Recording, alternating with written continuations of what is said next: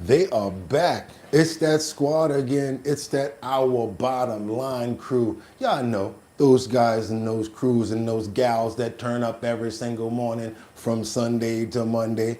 That's right, the entire week. What's good, everybody? Give me 1 second real quick. Get this audio straight. I'm sorry, this video straight. Y'all know how we do in the morning.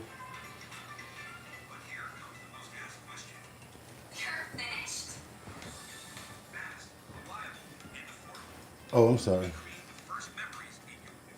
It was the laptop.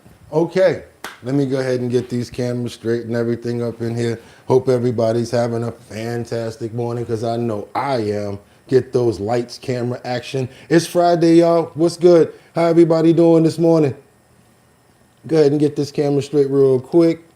Okay, I know my audio is good, but we can definitely let me know how we doing on the audio as well. Oh, we did kind of good that time. Let's see how that's going to land right there, everybody. Okay, Friday. That's right, y'all. I know how y'all get on the weekend. Y'all want to turn up. But yeah, we still got to keep it how we got to keep it and get this news out there. Get you guys with this updates and what we got going on over here. That's right, you guys. Trump. Why is ICE and Homeland leaving Minnesota? We're going to find out in a minute, you guys. Get a little bit more straightening going on with this camera. That's why I always come here a little early. Still didn't get a chance to go out and change this gooseneck. Still got the old school gooseneck going. But yeah, once it gets in place, we be all right. So yeah, let's deal with what we got to deal with and get ourselves together. How everybody doing this morning? It's Friday. Let's go. Let's get it. Yeah, we got a little bit of crooked station going on, but I'm not mad. Let me see. Lift it up some more. Yeah. We gonna get this. You know, we gonna get it. We're gonna get it. It just needs like a ridiculous amount of lifting for it to land in the right frickin' spot, because it's not stable on what it's on. That's basically what the real deal is. The thing that it's on is not stable, so it's hard for it to land correctly. Okay, so we got Trump in the front, and we're gonna just turn that right about, let's say like that, and see how that works out for us. See how that works out for us. We're gonna stay positive, you guys. We still got some time to kill. That's right, we still got a little bit of time to kill. How everybody doing this morning? Come on in, come on in, come on in, come on in. We got a whole bunch of stuff to get up on.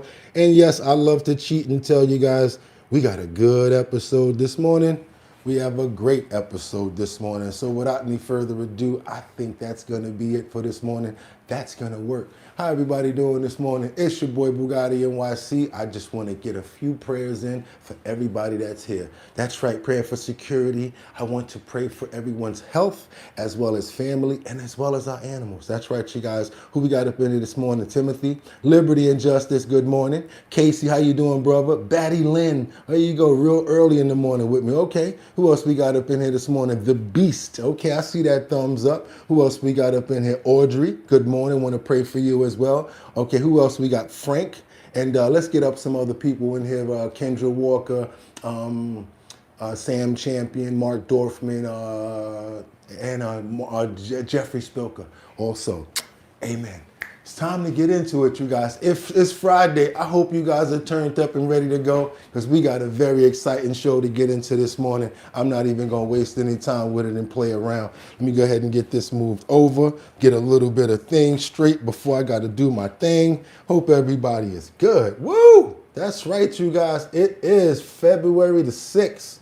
That's right, 2026. Let's get it going, you guys. Hope everybody had a good evening. Hope everybody slept well. Let's get it. Get this audio real quick.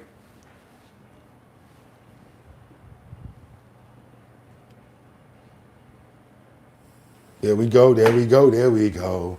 And without any further ado, I bring to you our bottom line.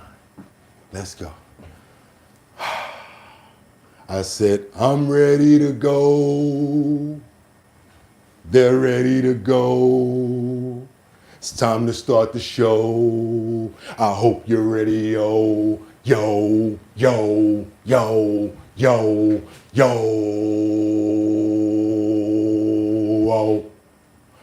Wind it up. Wind it up. Wind it up. It's 6 o'clock somewhere. And I feel it. I know we close. That's right. Olay.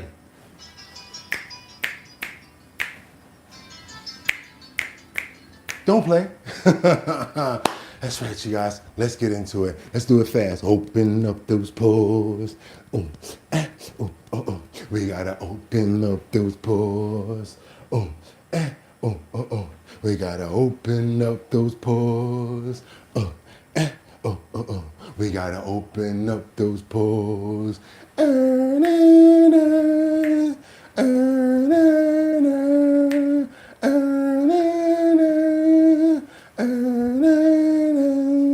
I'm a movement by myself, but I'm a force when we're together. Mommy, I'm good all by myself. But baby girl, you make me better. You make me better. Make me better. You make me better. You make me better. You make me better. You know what, y'all? Chat, my family. Y'all make me better. You plus me, it equals better math. Your boy got the good look, but she's my better half. I'm already bossing, already flossing. But why have the cake if you ain't got the sweet frosting, huh? It's Friday. Let's go, let's go, let's go. Turn up with me, y'all. It's your boy BOOGOTTINYC, and guess what? If pump that beat. It's Friday the 6th, y'all. That's right, y'all. 2026. I'm your host, Boogotti NYC, and this here's our bottom line, where we be talking about this and that and chat and this and this and that and that, and we be talking about this and that and chat and this and this and that. Just got me lit.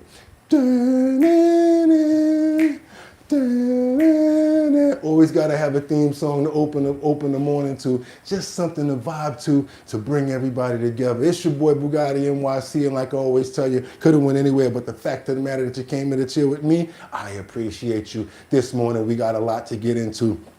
Trending topics, current events, my antics, the #1 chat and family in YouTube history. That's right, you guys. Everybody, do yourselves a favor. The way that we like to give yourselves a round of applause right here is hit that like button. That's right, you guys. Turn up, let everybody know you're here, because we're about to get into it. Trending topics, current events, and much, much more. That's right, you guys. I don't know where you're chiming in from, but you know what I'm about to say, right?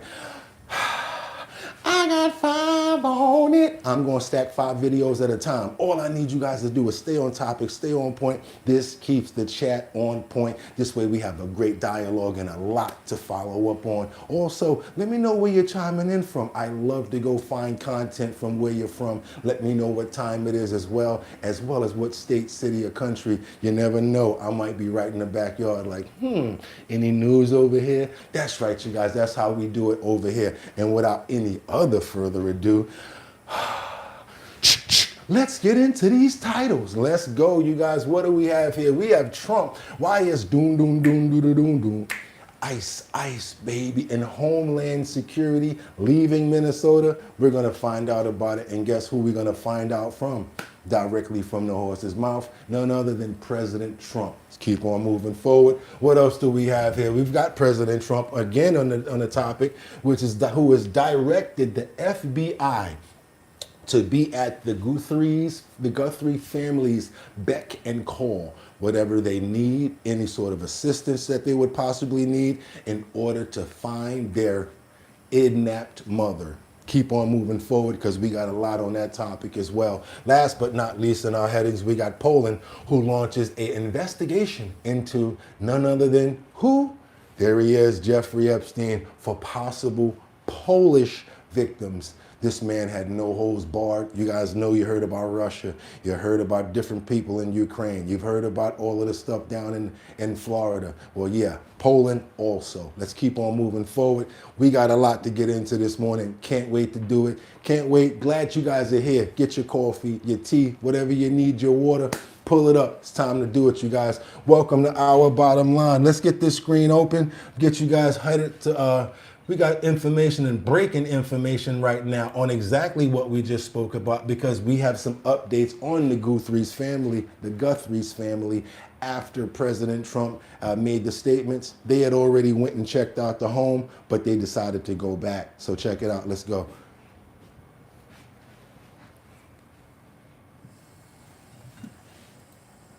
Tonight, investigators have returned to the home of Nancy Guthrie with K-9 units. And breaking only moments ago, President Donald J. Trump truthed out this, quote, "I spoke with Savannah Guthrie. I let her know that I am directing all federal law enforcement to be at the family and local law enforcement's complete disposal immediately. We are deploying all resources to get her mother home safely. The prayers of our nation are with her and her family. God bless and protect Nancy." President Donald J. Trump. You know, and right behind that, the president, right behind that was a follow-up with the family's brother, who made a statement, who basically right after made a statement and released the video. News in reaction to Trump RX in a moment, but we now have Fox News alert. Savannah Guthrie's brother, Cameron, just posted a video on Instagram moments ago. This is Cameron Guthrie. I'm speaking for the Guthrie family. Whoever is out there holding our mother, we want to hear from you. We haven't heard anything directly. We need you to reach out, and we need a way to communicate with you so we can move forward. And this is why certain FBI agents are pretty scared right now. Not scared, but they have a red flag, because from what I'm hearing during negotiations, there's always a way to find, to negotiate, and to go back and forth with the captor if they're really wanting money. The way that they went about this with televising it and getting it out there, they're saying that this looks a bit scary and eerie, that they may not get the results that they're looking for. Sadly, you guys know what I'm talking about. But hopefully, everyone's still being hopeful. But first, we have to know that you have our mom. We want to talk to you, and we are waiting for contact. Joining me live from Tucson, Arizona, is Paul Morrow, Fox News contributor, former NYPD inspector. Paul, the brother Cameron didn't speak much in that first video. So it's certainly something to hear him now. They know time is not on their side here, and this takes it up a notch of something so intensely serious and grave already. Yeah, Laura, and what he's doing very clearly is re-emphasizing the message that was delivered yesterday in that first video, which was, if in fact that ransom note that came in by email that we've all heard about, that went to TMZ and some of the local outlets, not the one for which somebody was arrested today. That was just a tag-along of somebody who was trying to make a score. But the one that the FBI is... So there was an idiot or idiots who decided that they wanted to get out behind the story and say, hey, it's us, to try to get some ransom money. They've been arrested. Let's keep on moving forward. Pulling at and the task force is working. That did not include any protocols to communicate with the kidnappers. And so if you're sitting where the family is, you're saying to yourself, even if we want to pay, and I think that's the subtext here, there's no way to set up an exchange so that they know they can get their mother back, which of course is part and parcel of any kidnapping. And you see this in the ransomware world. There's special protocols to set up that you can speak so that the perps don't reveal who they are and where they are. These people have not done that, and I think it undermines the potential genuineness of this ransom note that came in by email. Yeah, Paul, at first we thought it was perhaps another hoax, after they're clearly prosecuting those who seek to try to benefit from this in a sick and twisted manner. They've already, they're already prosecuting one individual. I'm sure there'll be more. But there must be an indication that beyond just the Apple Watch, that there's something here. And the significance, and something you've addressed, of authorities not revealing how the kidnappers got into that home. I don't think that can be overstated. That is. There is a timeline of events that they had that they could not miss due to certain things that were around. What's the name of it? The Nest camera. Certain things like her pacemaker. They even have a time where they said that they lost communication with the pacemaker. That's where I was like, oh man, that's terrible right there. So again, we want to pray for her, pray for the entire family, and hopefully she makes it out of this and we get good results and not what everyone is almost speculating to. And we want to pray for the family as well, that they have strength getting through this situation, and hopefully again that they have a good result when it comes down to the bottom line of what's going on here, and that's getting their mother back. Amen. Let's keep on moving forward now, because we got to keep on going. Get on over to Minneapolis, where President Trump talks about a wide range of initiatives in an interview and much, much more. Do your boy a favor, double tap that screen and get those likes up. We're going out of areas of importance as well. Okay, let's drill down into the news today. That big change on immigration, 700 officers leaving Minneapolis. Did that come from you? Yes, it did. But it didn't come from me because I just wanted to do it. We are waiting for them to release prisoners, give us the murderers that they're holding, and all of the bad people, drug dealers, all of the bad people. We allowed in our country, I say 25 million people with an open border policy for 4 years under Biden and that group, the AutoPen group, I call them. We allowed to come into our country people the likes of which no country would accept. And we're getting them out, but we've gotten a lot of them out. So crime now in Minnesota, crime now in Minneapolis is down. Crime in all cities is down. And you know why it's down? It's down because of us. It's down in Chicago by 25%, despite the fact that we are always dealing with these people, and they happen to be Democrats. Right. Speaking of that don't know anything about crime prevention. Mr. President, speaking of Minneapolis, what did you learn? I learned that maybe we can use a little bit of a softer touch. Tranquilo, pa. But you still have to be tough. These are criminals. We're dealing with really hard criminals. But look, I've called the people. I've called the governor. I've called the mayor. Spoke to them. Had great conversations with them. And then I see them ranting and raving out there, literally as though a call wasn't made. We've done a great job everywhere. After the shooting of Renee Good, you said ICE made some mistakes. What were the mistakes? Well, look, I'm not happy with the two incidents. It's not, it's both of them. Not one or the other. Kind of glad that he made a statement about it, like right out right now, that people can actually hear instead of speculation. He was not an angel, and she was not an angel. You look at some tapes from back, but still. Take that back. I'm not happy with what happened there. Nobody could be happy, and ICE wasn't happy either. But I'm going to always be with our great people of law enforcement, ICE, police. We have to back them. If we don't back them, we don't have a country. You mentioned Renee Good and Alex Paredes not being angels. Do you think any of that justified what happened to them, though? No, I don't. It should have not happened.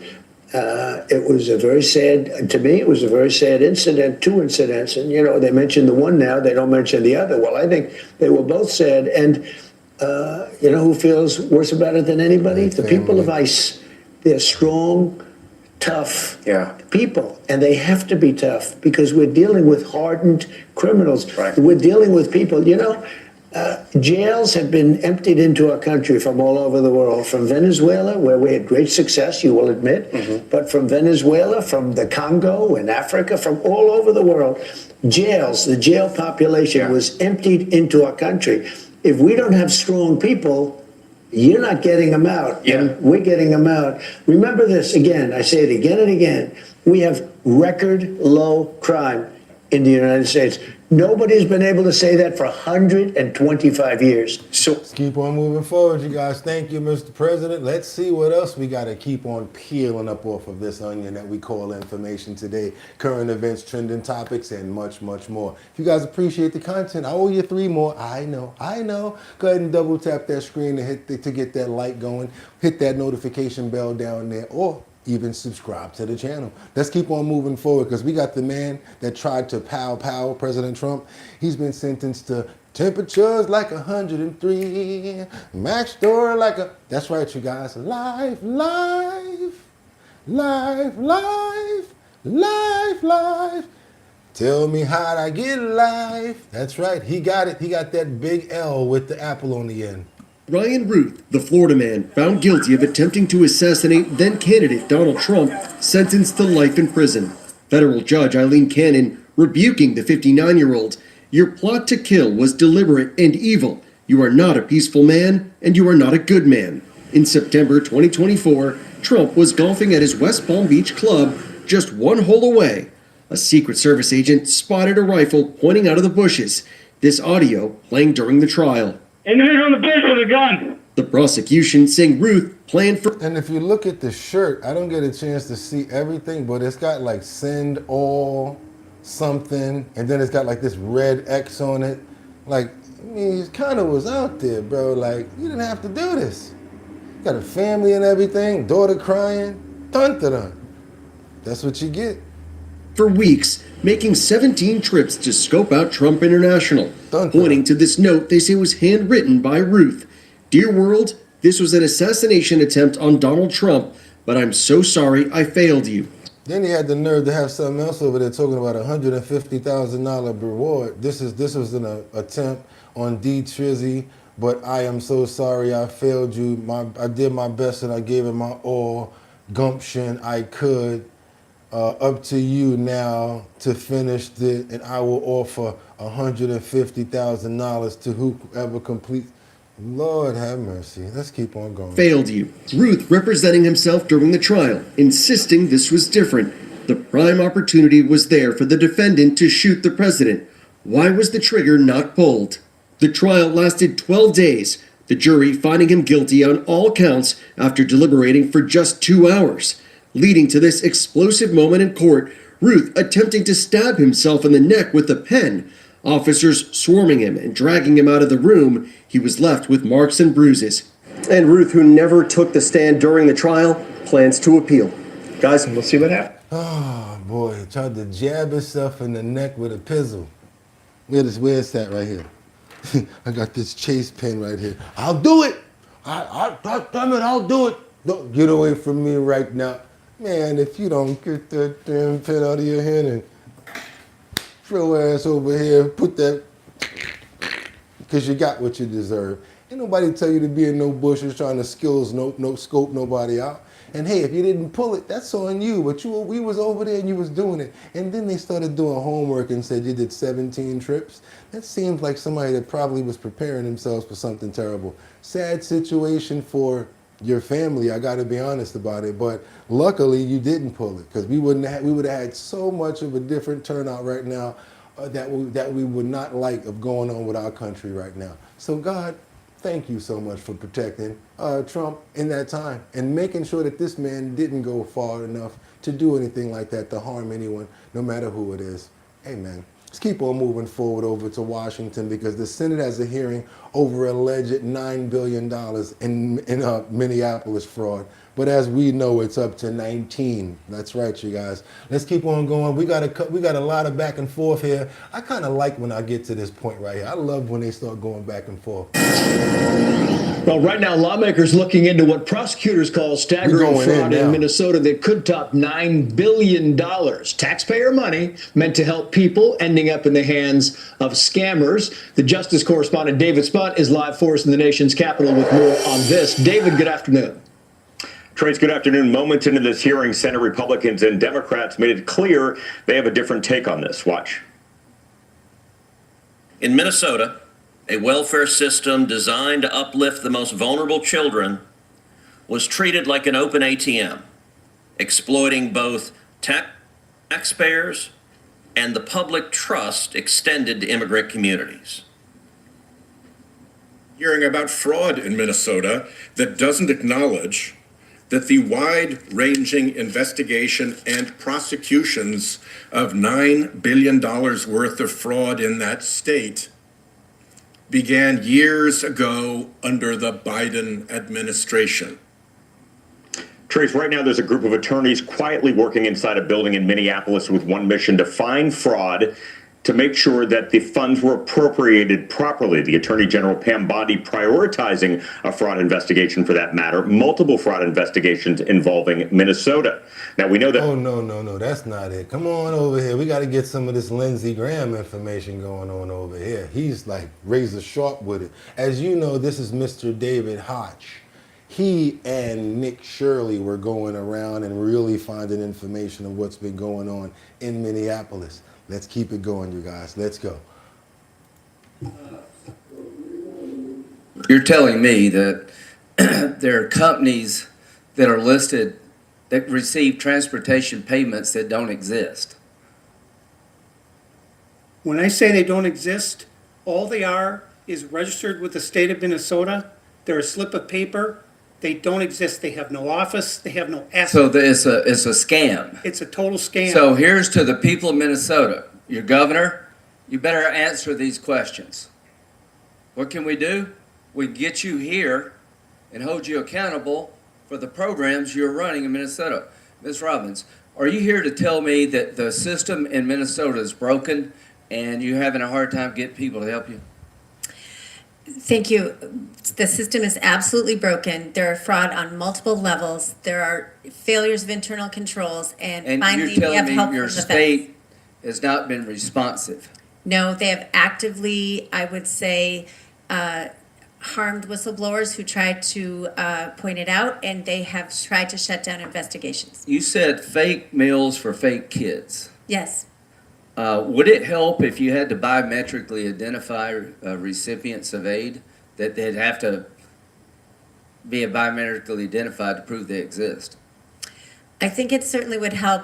I'm a privacy advocate, so I'd want to understand the details of that. Well, number one, prove you exist. Yes, prove you exist, like very basic. That's not a privacy problem. If I'm going to give you money, is it too much to ask that you prove you exist? No, that's why we need documentation. Well, that's coming. Not attestation. We're going to fix this. It's coming. We're not going to sit on the sidelines and watch billions of dollars go to organizations that don't exist, rows of daycare facilities that don't provide daycare. It's in Minnesota. Bless you both trying to fix it. Is there any doubt, Mr. Hoke, to the extent of the problem that is billions in Minnesota? Again, we don't know what the number is going to be. It's going to be, it could be 80 billion if you go back. You just don't know. We don't know, but to the point about politicians knowing, so I filed a criminal complaint against Governor Walz for violating the law for not reporting. I think when you ask the Medicaid services in Minnesota, tell us who you give money to, that's not unreasonable. So what I would think this committee should do, quite frankly, is that we should ask for an accounting. When Minnesota sends wants to get reimbursed for SNAP benefits, are you familiar with the SNAP program? Yes, sir. Do you have to provide names who got the benefits, or they just give you a number? My understanding is that there is a list, and the federal government is trying to get it from Minnesota. Well, I'm telling you, we can't. Right, they're stonewalling. That's right, they're stonewalling. Taxpayers, minority taxpayers, no matter what the color of your skin, you work hard for your money, and the people at the top in Minnesota are trying to perpetuate the fraud, in my view. You can say what you want to about Trump. That's not why we're here. Seems to me that we would want to make sure that a transportation company on paper actually exists. It seems to me that if we want to feed a kid, they actually exist. And you know what? They're not giving us the data to prove that they actually exist. So how in the world can we, as the federal government, allow this to continue? We are not. Ms. Robinson, are you begging us to help you? Yes, and we're grateful for the help that's come recently from the Trump administration and from our partners here in these committees. Mr. Hoke, are you begging this committee to help you? Yes. Message received. We're going to keep on moving forward. Double tap that screen and get those likes up. There was no real place for me to cut anything on that. Wanted you guys to see what's going on and see what's going on at that level. Let's get to this other report with Tom Homan, and they're not off the table. Just because they're illegal immigrants and they're working. That's what he said. Let's keep on moving forward. You guys double tap that screen and get those likes up. We working too. Let's go. Good evening, everyone. I'm Laura Ingraham. This is the Ingraham Angle from Washington tonight. Thank you for joining us. I would know, Congressman. I take that. Oh yeah, I like this right here. You know when Scott goes back and forth and he starts to call you out and talk about what you're about? Yeah, that's what I like. Let's go, Scott. Let's get a little bit of this first. I take that as a no. You traveled to Venezuela. I take that as a no. I haven't asked you any more questions. It's the gentleman from Massachusetts. I'm trying to get to my next question. Could you speak a little louder? I can't hear you. 10 and 20 million immigrants. Can you shut the up? housing? Can you shut up? What? All right, my angle in moments, and we'll have a lot more on that. But first, all right, the Trump administration, I'm sorry, but they keep winning. They're running circles around these people. Real progress in Minnesota tonight. Borders our Tom Homan will be. Yes, I could have queued it up right to Tom Homan, but no, there was no way I was not going to let you guys see that. Be with us in just a few moments. They're tweaking their policy on the ground there. 700 federal officers are leaving the state to be deployed elsewhere. He's getting a lot of cooperation from local authorities. President Trump says it doesn't mean they're backing down. Don't think it for a second. 2,000 ICE officers still remain in the state. Were you recently injured in a car accident? Look at this check for $160,000. Crime now and just because we pulling 700 don't mean that we're not going to leave 2,000 out there. Minneapolis is down. Crime in all cities is down. Double tap that screen, y'all. Down Come because on. of us. Mr. President, speaking of Minneapolis, what did you learn? I learned that maybe we can use a little bit of a softer touch, but you still have to be tough. These are criminals. We're dealing with really hard criminals. Well, the arrests aren't going to stop. DHS says Operation Metro Surge has already got more than 4,000 criminal illegals off the streets. I guess the Democrats wanted them in there. I don't know. Murderers, rapists, gang members, all gone. Good. Of course, that's not going to make them happy. They were fine with those people roaming the streets. Remember, they're all prospective Democrat voters. And now Minneapolis Mayor Jacob Frey claims he's having constructive conversations with Tom Homan, but at the same time still wants ICE out of his city. The continued presence of 2,000 federal agents in a city that only has 600 police officers is still not de-escalation. So we have been very clear that Operation Metro Surge needs to end. The restoration of peace, of safety, the rejuvenation of small local businesses throughout our city depends on one main thing, which is for ICE to leave, and so that continues to be our position. Okay, he's telling you what he wants. Okay, so just give them what they want. Give them what they want. You hear me? Where Tom at? Let's see something. Let's see. Let's get on over to it. He's here with me exclusively tonight. Borders are Tom Homan. Tom, well, you've been the man of the moment for more than a week now. Take us inside these conversations with Mayor Frey. I know they went, he went from telling ICE to get the bleep out of the city to having, I guess, constructive conversations? Well, look, me and Mayor Frey, we're never going to agree on much. I mean, but we did have I got to understand, don't agree, understand what position he's coming from. But look, I don't have to talk in echo chamber. I need to talk to the people that disagree with us. That's how we find solutions. To what makes them tick? Why do you think the way you think? And why do you think, releasing public safety threats in the public is a good thing? So we have to have these discussions. And actually, they've been pretty good with the governor and the attorney general. Again, we're not going to agree on everything, but look where we're at. President Trump, he had a demand, want local and state law enforcement to release public safety threats to ICE rather than, release them back in the public. It's safer for the community, safer for their officers, and safer for the alien.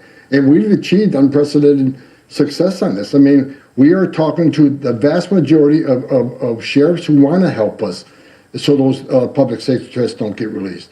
We have a great cooperation with the state on them taking our detainers. So this is making this, not only is this city safer, it's making it safer for the officers.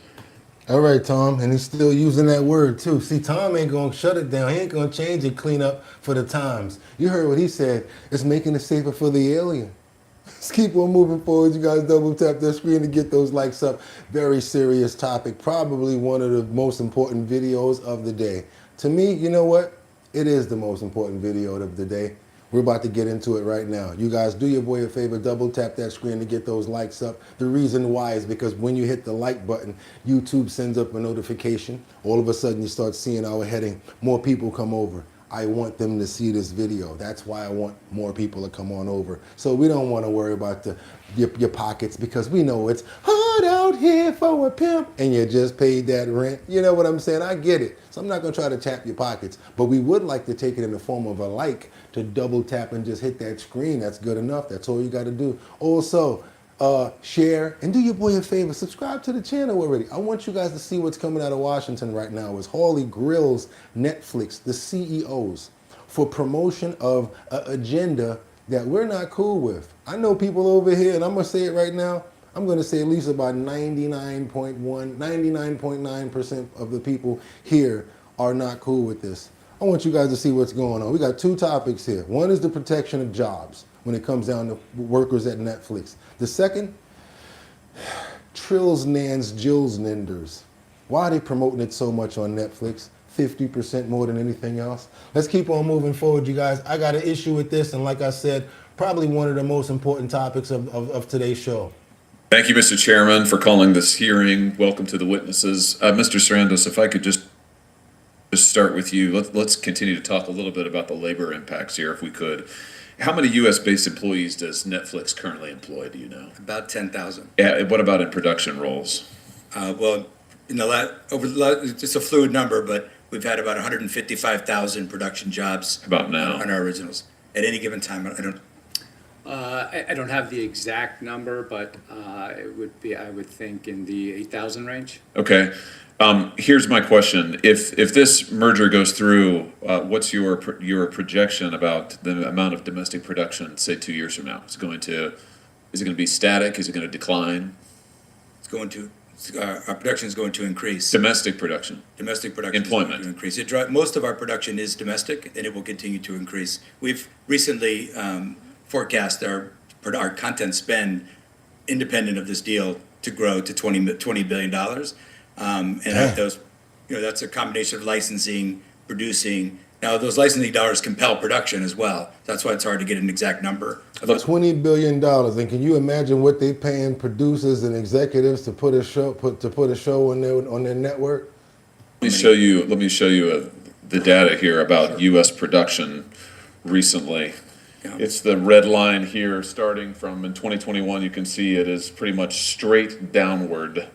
There's been massive shift in production, as I think as Senator Schiff was alluding to just a moment ago, massive shift in production overseas to other foreign jurisdictions, leaving the United States.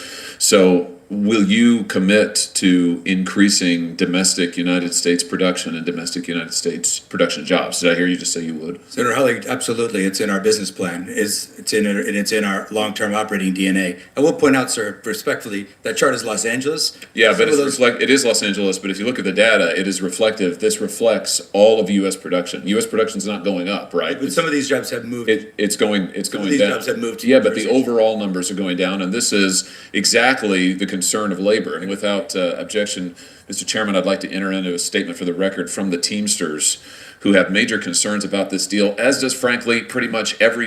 We do use, this is the most unionized industry in America, and we use union.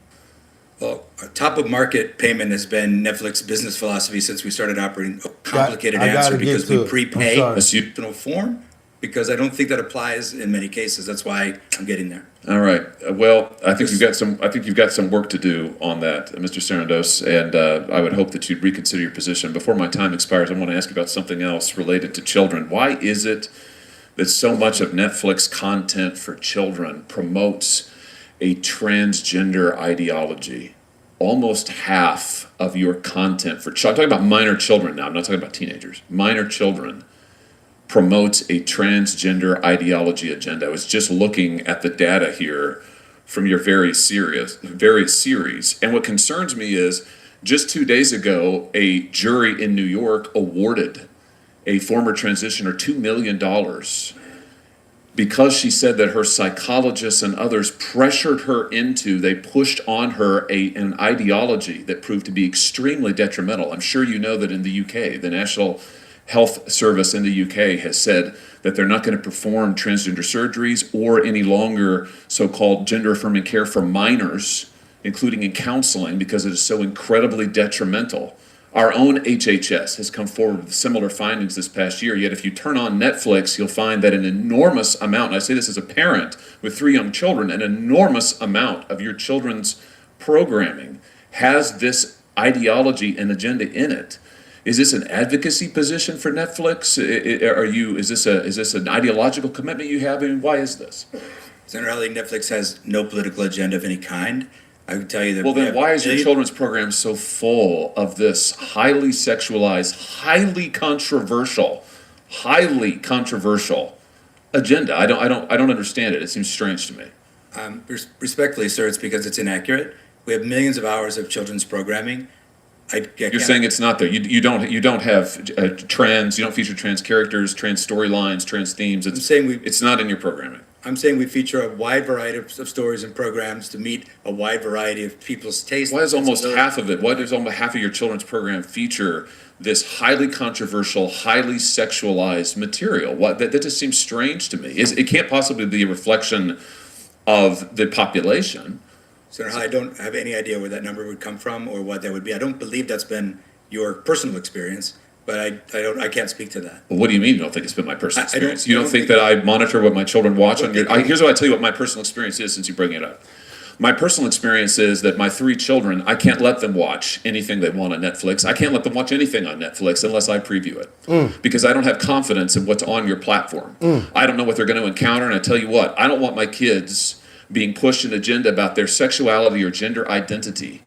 Okay, I know y'all wanted to see the rest of that, but it's just so long, and we got to keep on moving forward. I got the labor part out for you. I got the ideology out for you. They could keep on going back and forth, but do you guys see anything similar to that on Netflix? Do you have children? Do you guys start to see a lot of that going on in different shows where they're trying to seem like they're pushing an agenda? Why are they coming to schools and letting those kind of people sashay and do their nasty dances and all of that in front and up and down in front of little kids that have their minds aren't even developed yet. They can't even drink alcohol, can't even drive yet, but you letting that happen? Terrible. There is something going on here, and I'm glad it's being spoken about. Let's move on over to China's situation, where it's a linked lab that uncovered an inside home of an uncovered liquid that was found. We got these liquids and all of these sorts of different biolabs and places popping up. We got to be careful about where we're going now and what's happening in our country now, who's coming in. This story, authorities in Las Vegas are investigating a suspected Chinese-linked biolab in the city of Las Vegas, collecting more than 1,000 pieces of evidence, including biological materials and several vials of, quote, unknown liquids. SWAT teams serving a search warrant Saturday at a residence on a tip that a biolab was operating in the home. Authorities say there's no known threat to the public. In that locked garage, again, 1,000 pieces of evidence were collected with, quote, potential biological and hazardous materials confiscated. Maria, so ABC News is reporting it was a housekeeper that tipped them off. But look. Liberty, she said parental controls only stop the ratings, not the agenda. Oh, you're right. The agenda that's shown. You're right. They have their agenda. They definitely got their agenda going on. There is a lot of speculation that what they found in there, things that were basically COVID-19, malaria, and in some instances worse. But again, this is a real startling discovery. And again, a Chinese biolab. Maria. Yep. So Kevin Kelly. No, I got more on it. We can get a little deeper on it because that right there is just crazy. We have to pay attention to stuff like this. What's going on? New court documents allege multiple people became deathly ill after spending time at an illegal biolab inside a Las Vegas home. Our investigators identified a significant volume of material, including various vials and storage containers with liquids of different colors and compositions. According to New So they don't even know what's in some of these vials until they test them. They got to securely get them out of this place and take them somewhere to be tested. And as you guys see, they have on like all sorts of hazmat suits and everything. So can you imagine what the people that didn't have those coverages on, what they're probably suffering right now? This is crazy. Newly released court records. Police were tipped off by a former cleaning employee who told investigators she entered the garage, which was usually locked, and found refrigerators, freezers, glass beakers with reddish liquid, and equipment she believed was lab related, along with a foul, stagnant smell. She told police she and a handyman both got deathly ill days later, suffering breathing issues, extreme fatigue, and muscle aches. She allegedly told police others who lived in the home renting rooms off of sites like Airbnb became sick as well. Authorities arrested the property manager, Ori Solomon, who now faces state and federal charges, including improper disposal of hazardous waste tied to biological agents. Investigators say the case may be linked to another illegal biolab discovered in California, allegedly run by a Chinese national arrested in 2023. That defendant has pleaded not guilty and is awaiting trial, but so far officials have not released test results from the seized materials. Now that's been sent to a secure lab in Maryland. Authorities say the investigation is ongoing and they warn the public there is no known active threat at this time in that neighborhood. It's scary. It is very scary. It's yeah, but what about another neighborhood? What about other places? That was in Vegas, man. They're trying to find places where they can set up to probably start to, you know? We got to be careful about this. I'm praying for the people that got sick in this, and I want them to have 100% recovery. And I pray that the families and the pets nobody got hurt in this situation here. And hopefully we can get down to the bottom line of what's going on here.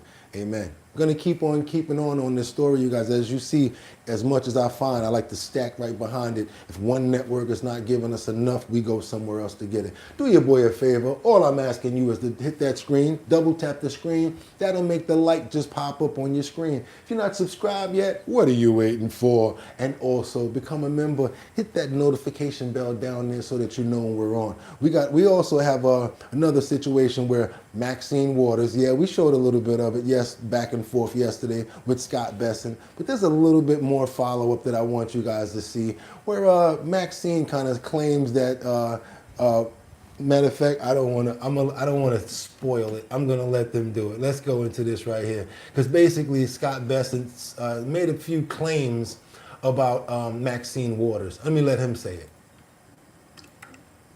Thank you, Mr. Chairman, and I will grant very briefly any time that you feel like you need to address anything. I love these now. These are like my favorite parts. Again, I think the ranking member does not understand. Mr. Secretary, I'm sorry. The gentleman will suspend. There's a parliamentary inquiry. Mr. Sherman? Mr. Chair, will you enforce the rules of this committee so that the time belongs to the questioner and prevent filibusters from taking time away? And if those filibusters by the witness do take time away, will you allocate additional time? I will enforce the 5-minute rule. I want my time back. The gentleman from Michigan is recognized. I grant briefly anything that you feel you need to address. I believe the ranking member does not understand the definition of generalized inflation versus one-time price increases. I would also note that housing, especially for working Americans, a Wharton study has shown that the mass unfettered immigration, adding 10 to 20 million new people demanding housing, Congresswoman, is what caused a great deal of housing inflation for working Americans. So you and the Biden administration should be ashamed.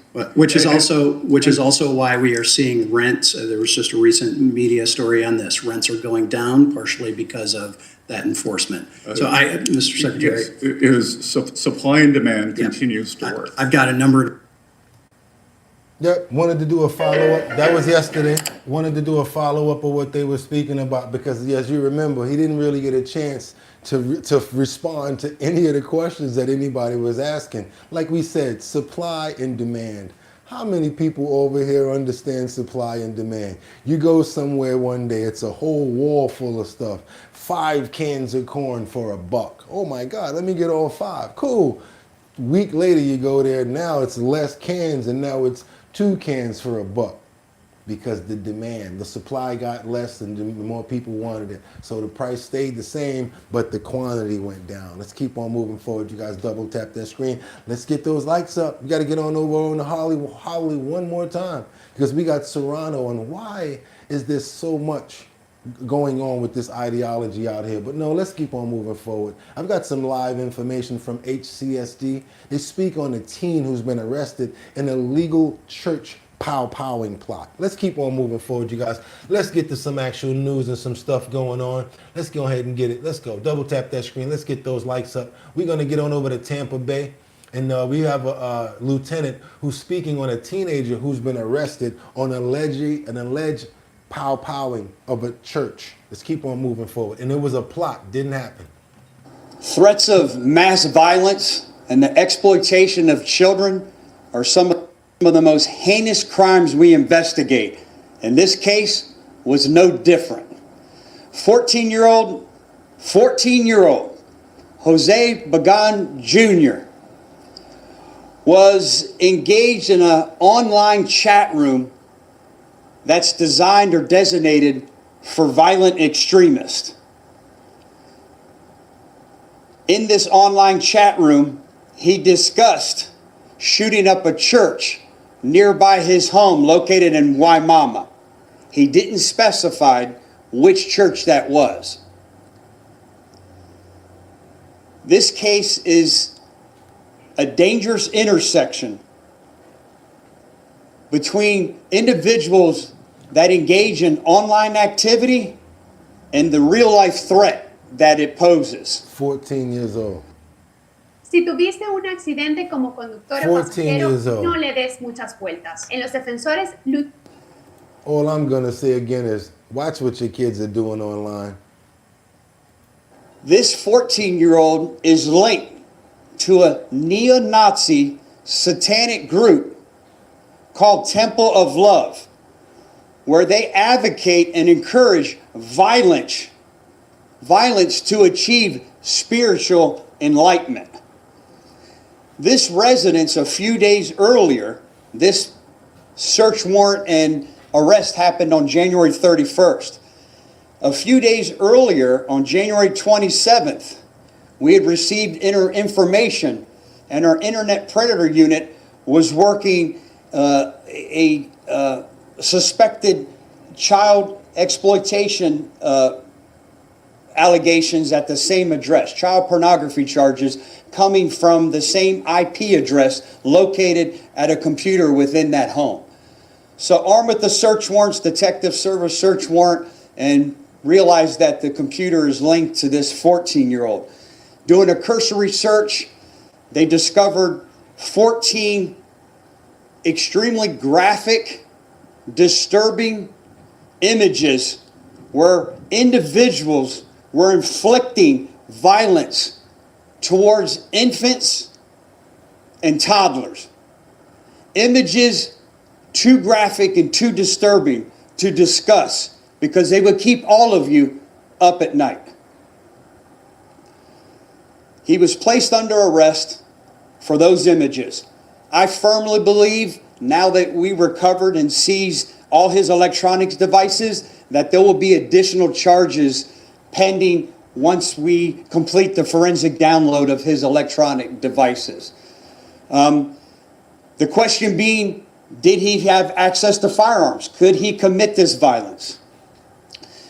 Inside his father's safe, which he didn't have access to, was an assault rifle and 2 firearms. But there was a firearm located and recovered in his dad's nightstand that he easily could have access to. Think about the potential of the violence that could have occurred.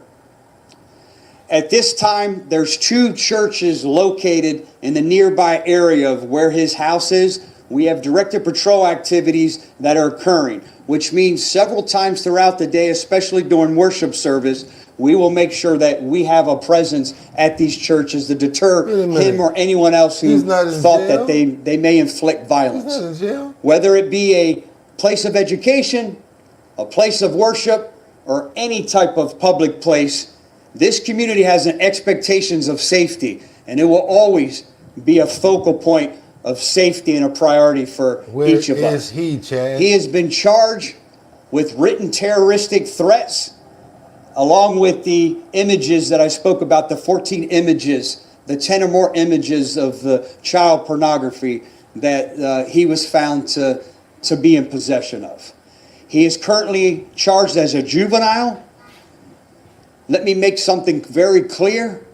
Don't let the age of this suspect diminish the seriousness of these crimes that he committed. Let's keep on moving forward, you guys. We got a lot more to get into. That's right, it's Epstein time. What we got over here for you guys? Let's go, let's go, let's go. We got millions. That's right, millions. I told you guys we had a good show today. I told you it's just got a little more intense than it normally does. And we got to get everything out because you guys are going to be like, wait a minute, I wanted to see the rest of that. I know.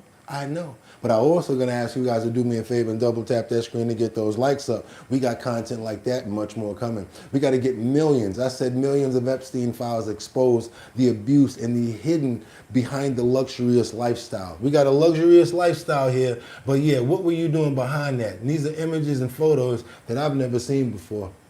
When millions of files linked to Jeffrey Epstein landed, they exposed the life obsessively documented. Like this video of the convicted paedophile dancing. A billionaire who used his enormous wealth to abuse and hid behind a luxury lifestyle.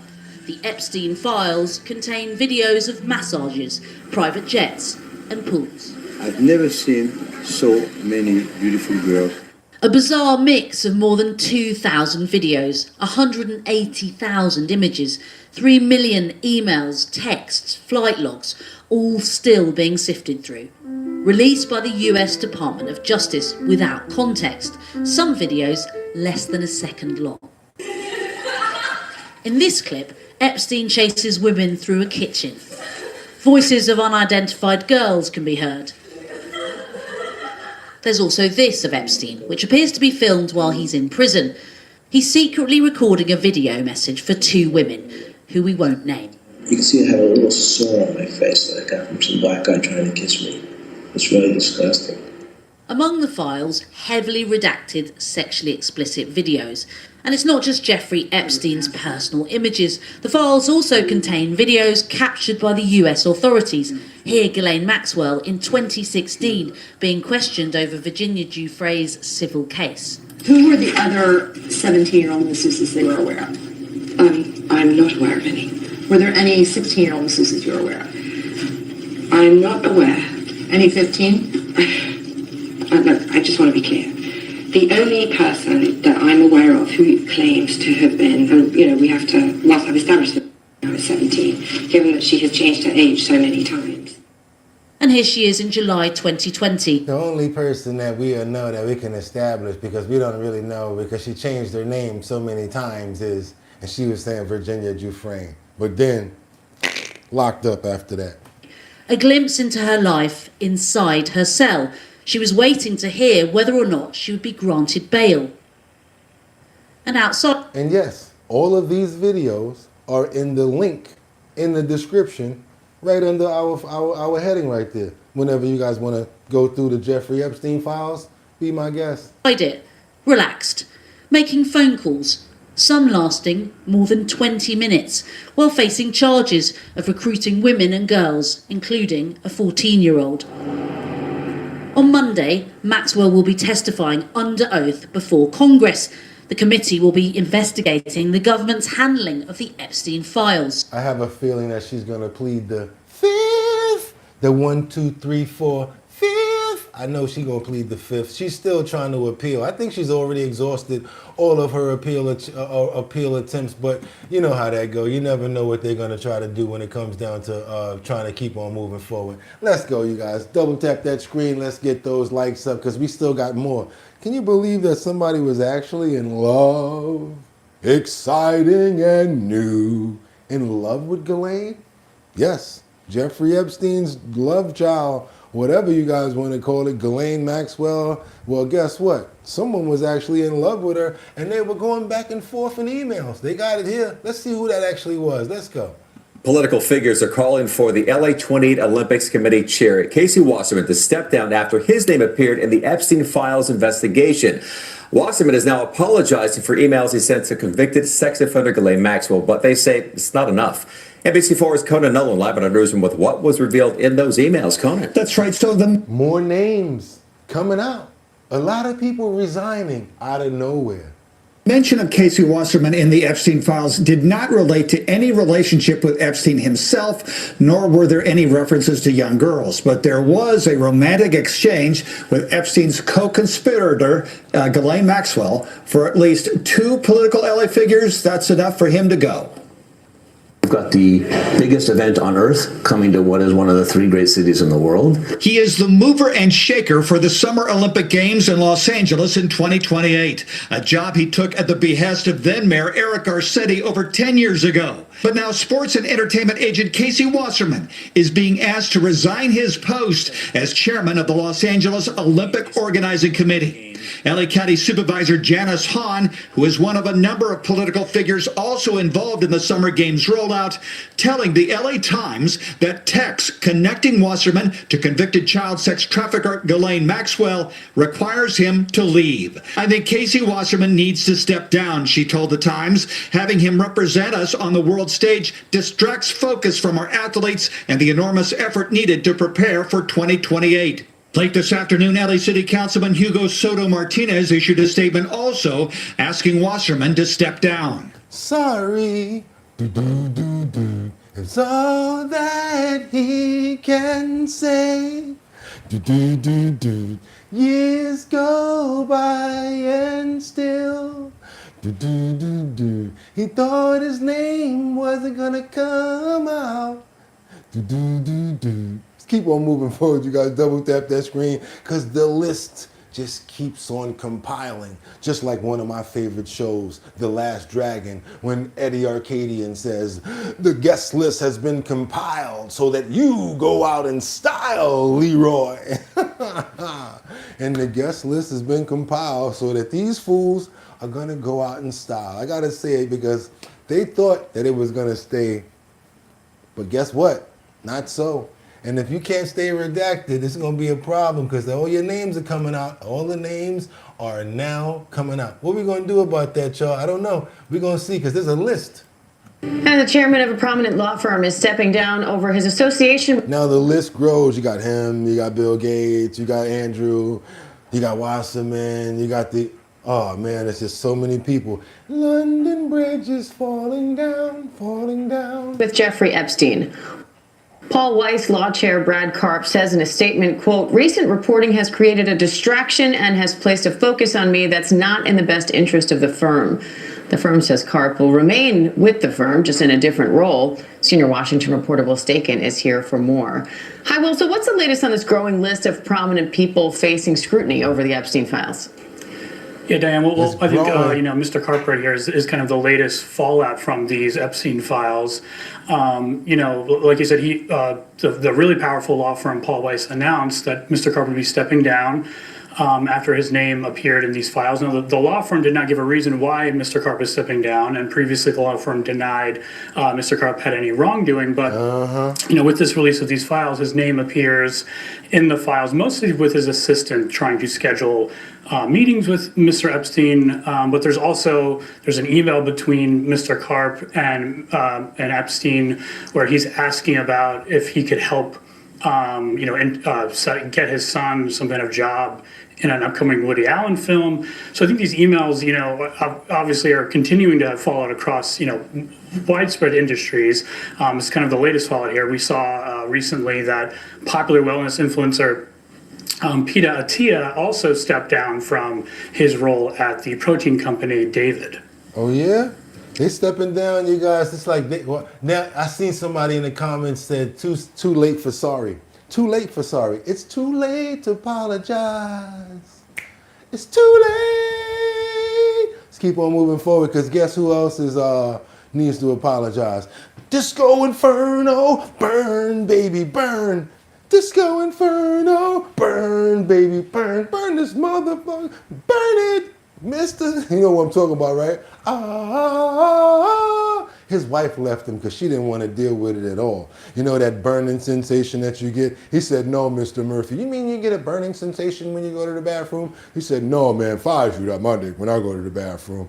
You guys know what I'm talking about. Eddie Murphy Raw, when he was explaining to the doctor the burning sensation when it comes out. Who else am I talking about? Allegedly. Mr. Bill Gates responds to and addresses Jeffrey Epstein exposing him. Says he doesn't know why Epstein made up these lies about him. Yeah, okay. Okay, Bill. Let's keep on moving forward and see what's really going on in this situation, Mr. Burn Boy. Okay, burn, baby, burn. Disco Inferno, burn, baby. Burn this motherfucker, burn it down. So these unsent draft emails in this particular situation have caught a lot of attention. What do you know about them? That's right. Well, Aaron, these two drafted emails are both dated July 18th, 2013, and they were saved in Jeffrey Epstein's email accounts. They appear to be draft emails from Epstein to itself. It's not actually clear who authored them, and there's no indication the messages were ever sent, no evidence they were shared with Bill Gates or anyone else. Now, in those draft emails, Epstein... Somebody said, go check little Bill's pants. ...or whoever authored them makes graphic and explicit and unverified allegations about Gates. Within one email, Epstein claimed he helped quote, get drugs in order to deal with the consequences of sex with Russian girls and set up illicit tryst with married women. The email also references Gates asking Epstein to provide Adderall for bridge tournaments. One draft email alleges that Gates tearfully asked Epstein to delete messages referencing an STD, writing, your request that I provide you antibiotics that you surreptitiously give to Melinda. It also... it says, your request that I provide you antibiotics that you can surreptitiously give to Melinda. That's what they was talking about yesterday. He was trying to ask Jeffrey Epstein to give him some food. You can go get some, what do they call that stuff? Moxicillin? Go and get yourself some penicillin from any corner store, unless you was burning with something else that only he knew about, and he can get you the medication for. Ooh, the layers get deep on this one. Mr. Burning Bill, burn, baby, burn this motherfucker down. He said, no, doctor.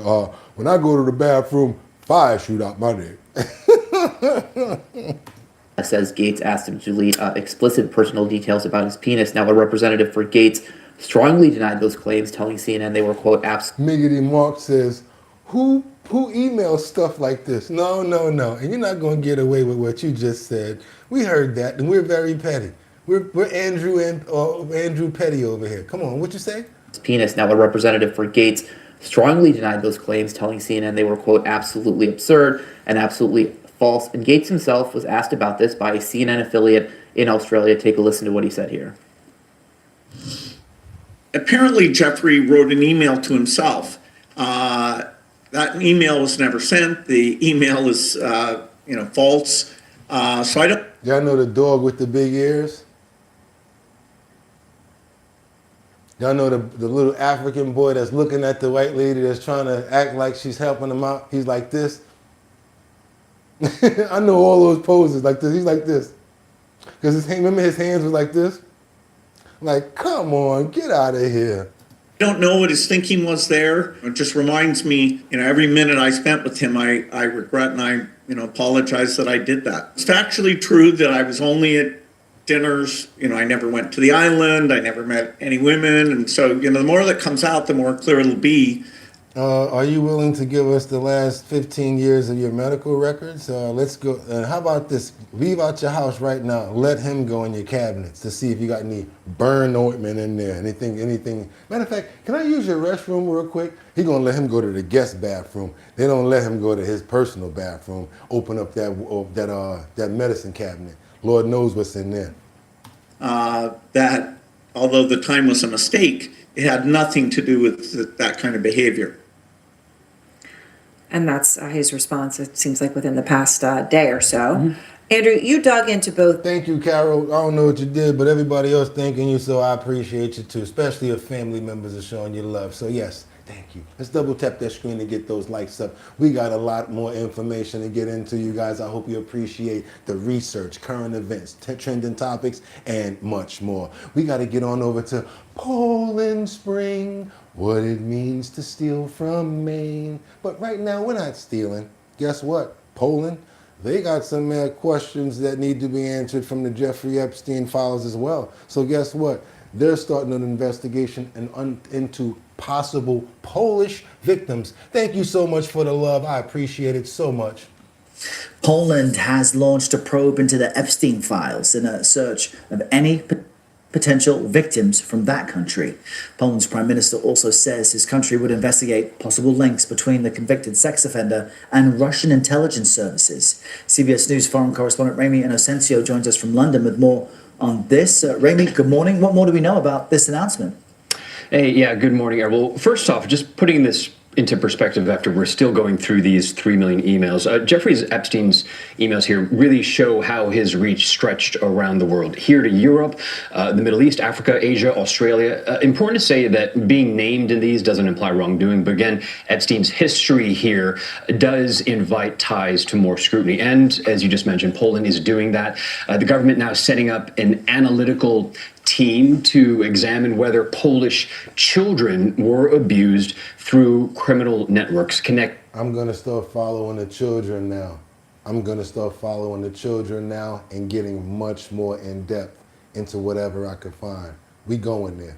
To Jeffrey Epstein. About any links between Epstein and Russian espionage, our own CBS News' Olivia Gazis in Washington spoke to Poland's foreign minister on that. Take a listen.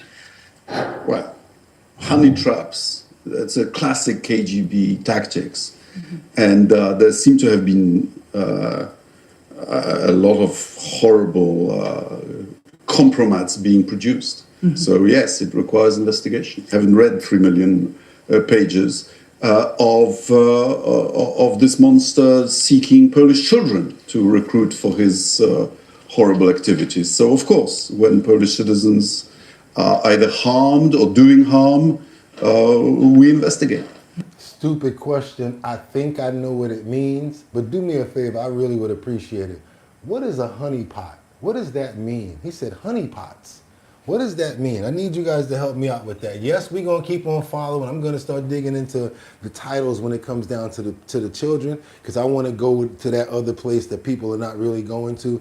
If it's starting to lead us there, we're going to go there. And you know what I'm talking about.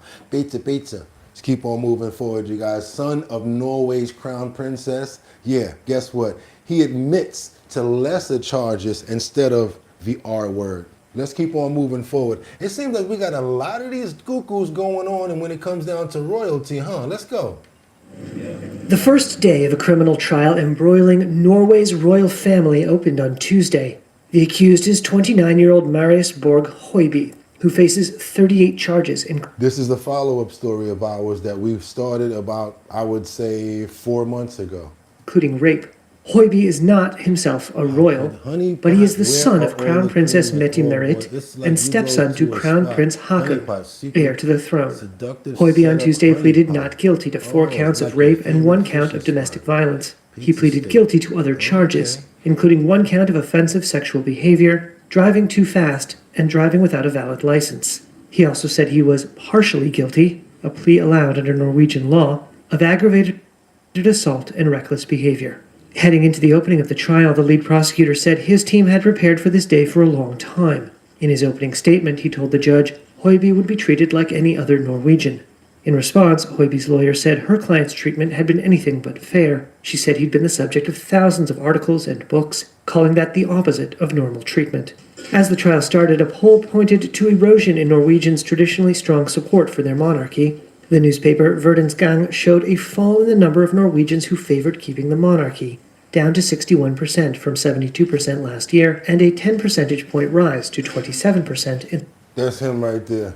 That's who they're talking about right here. This guy, this kid right here, that's the mother right there. That's the kid right there who they're talking about. He basically plead to lesser charges instead of the R word. Let's keep on moving forward, you guys. We got this other situation. I don't even want to report this. Doesn't seem to make any type of sense. Not going to be able to play the whole thing. But this was evil, and I got to just say it. I don't even know if I should play this. I'm just going to... There was this teenager that's been accused of doing something terrible to his friend, and it's just crazy. I I'm not gonna say anything, you guys. I'm gonna let the video say it if you don't mind. I'm gonna let the video do the whole thing.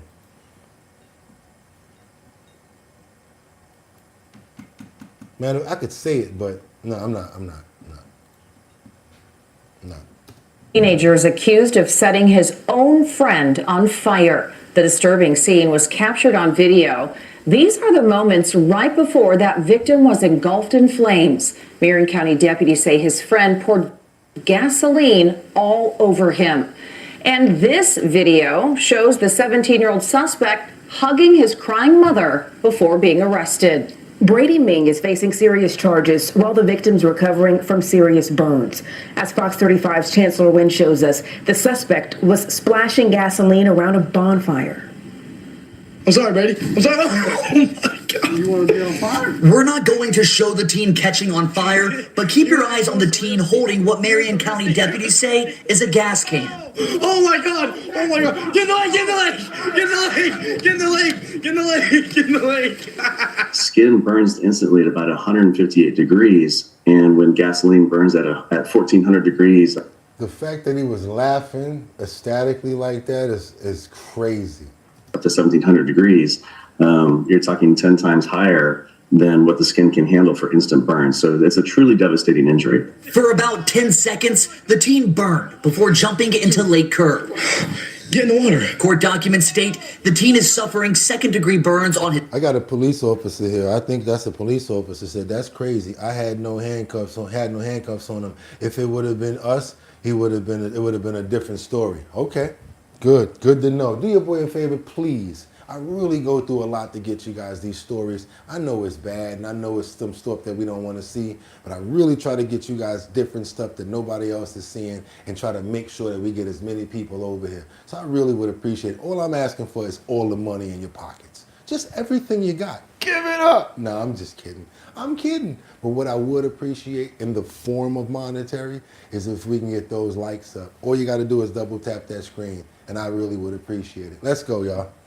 His hand and a lower body, as well as deep, full thickness burns on both legs. The nerves might actually be burnt at that point. The one thing about that type of injury, though, is that the body's not going to heal itself, and it needs surgical help. Skin grafts. Lieutenant Dave Williams with the Seminole County Fire Department didn't respond to this specific call, but he says he's treated severe burns throughout his more than 25 years as a firefighter and paramedic. You never have that flexibility, that mobility, and even the disfigurement. The scars are always going to be there to remind you of that day. 17-year-old Brady Ming is who deputies say caught the other teen on fire. This video shows Ming turning himself in to Marion County Sheriff's deputies on an aggravated battery charge. Teenager. Yeah, instead of just throwing that door open on him, he would have had to get arrested with the cuffs in front of him or something. Yeah, he would have been arrested. I understand exactly what you mean. Put them cuffs on him. Put him behind his back. Hell with what his mother's saying. And, ride him through a couple of rough neighborhoods before you take him in.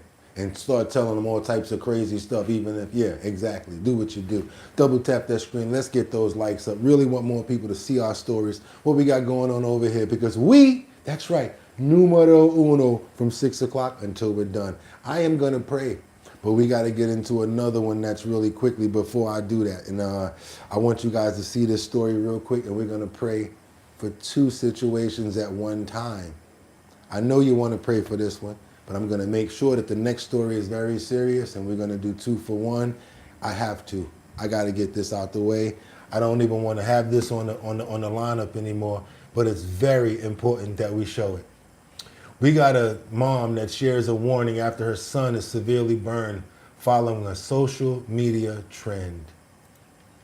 This morning, 9-year-old Caleb is on the mend 2 weeks after he suffered third-degree burns. He was crying and it's just yelling, it burns, it burns. Caleb had taken a sensory toy called a Nido cube and placed it in the microwave. The cube burst and the thick gel inside the squishy toy, now scalding hot, stuck to his face. The right side of his face was kind of melting off. Caleb was following a popular trend on social media. The goal is to make the toy more pliable. His mom says he didn't see it online, but heard about it from a friend. My friend did it before, but she put it in for, she didn't get hurt. These people don't know the repercussions of what these challenges and goofy trends can do to kids. The Illinois hospital that treated Caleb says he's the 4th case they've seen this year involving Nido cubes. Last March, a 7-year-old girl ended up in a medically induced. Why am I showing this story? Because I want parents to know about what the kids are doing with these Nido cubes, with the toys,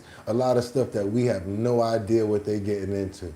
Oh, what's the new craze? Okay, cool, just do it. Give them the iPad, let them go run with it. Next thing you know, you're buying toys and they're doing other stuff because they're, again, on the internet doing stuff like what he said, trying to make it more malleable, make it bend better.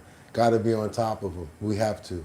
Coma after she also put a Nido cube in the microwave. The company then added a warning to the toy and said it partnered with social media companies such as TikTok to remove influential content containing Nido product misuse. As for Caleb, he now has a message for other kids. Never copy what I did or copy other kids, what they do.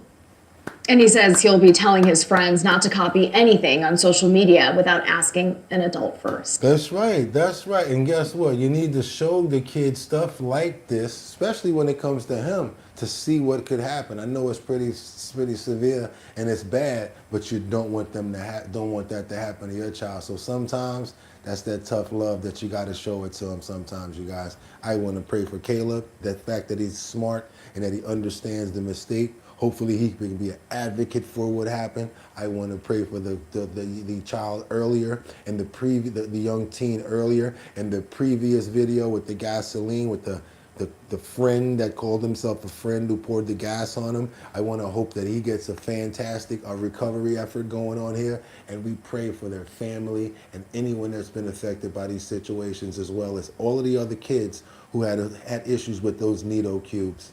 Amen. Let's keep on moving forward, you guys, because this one here, woo, boom, I would have just, oh, really? That's what you think is okay to do? Haha.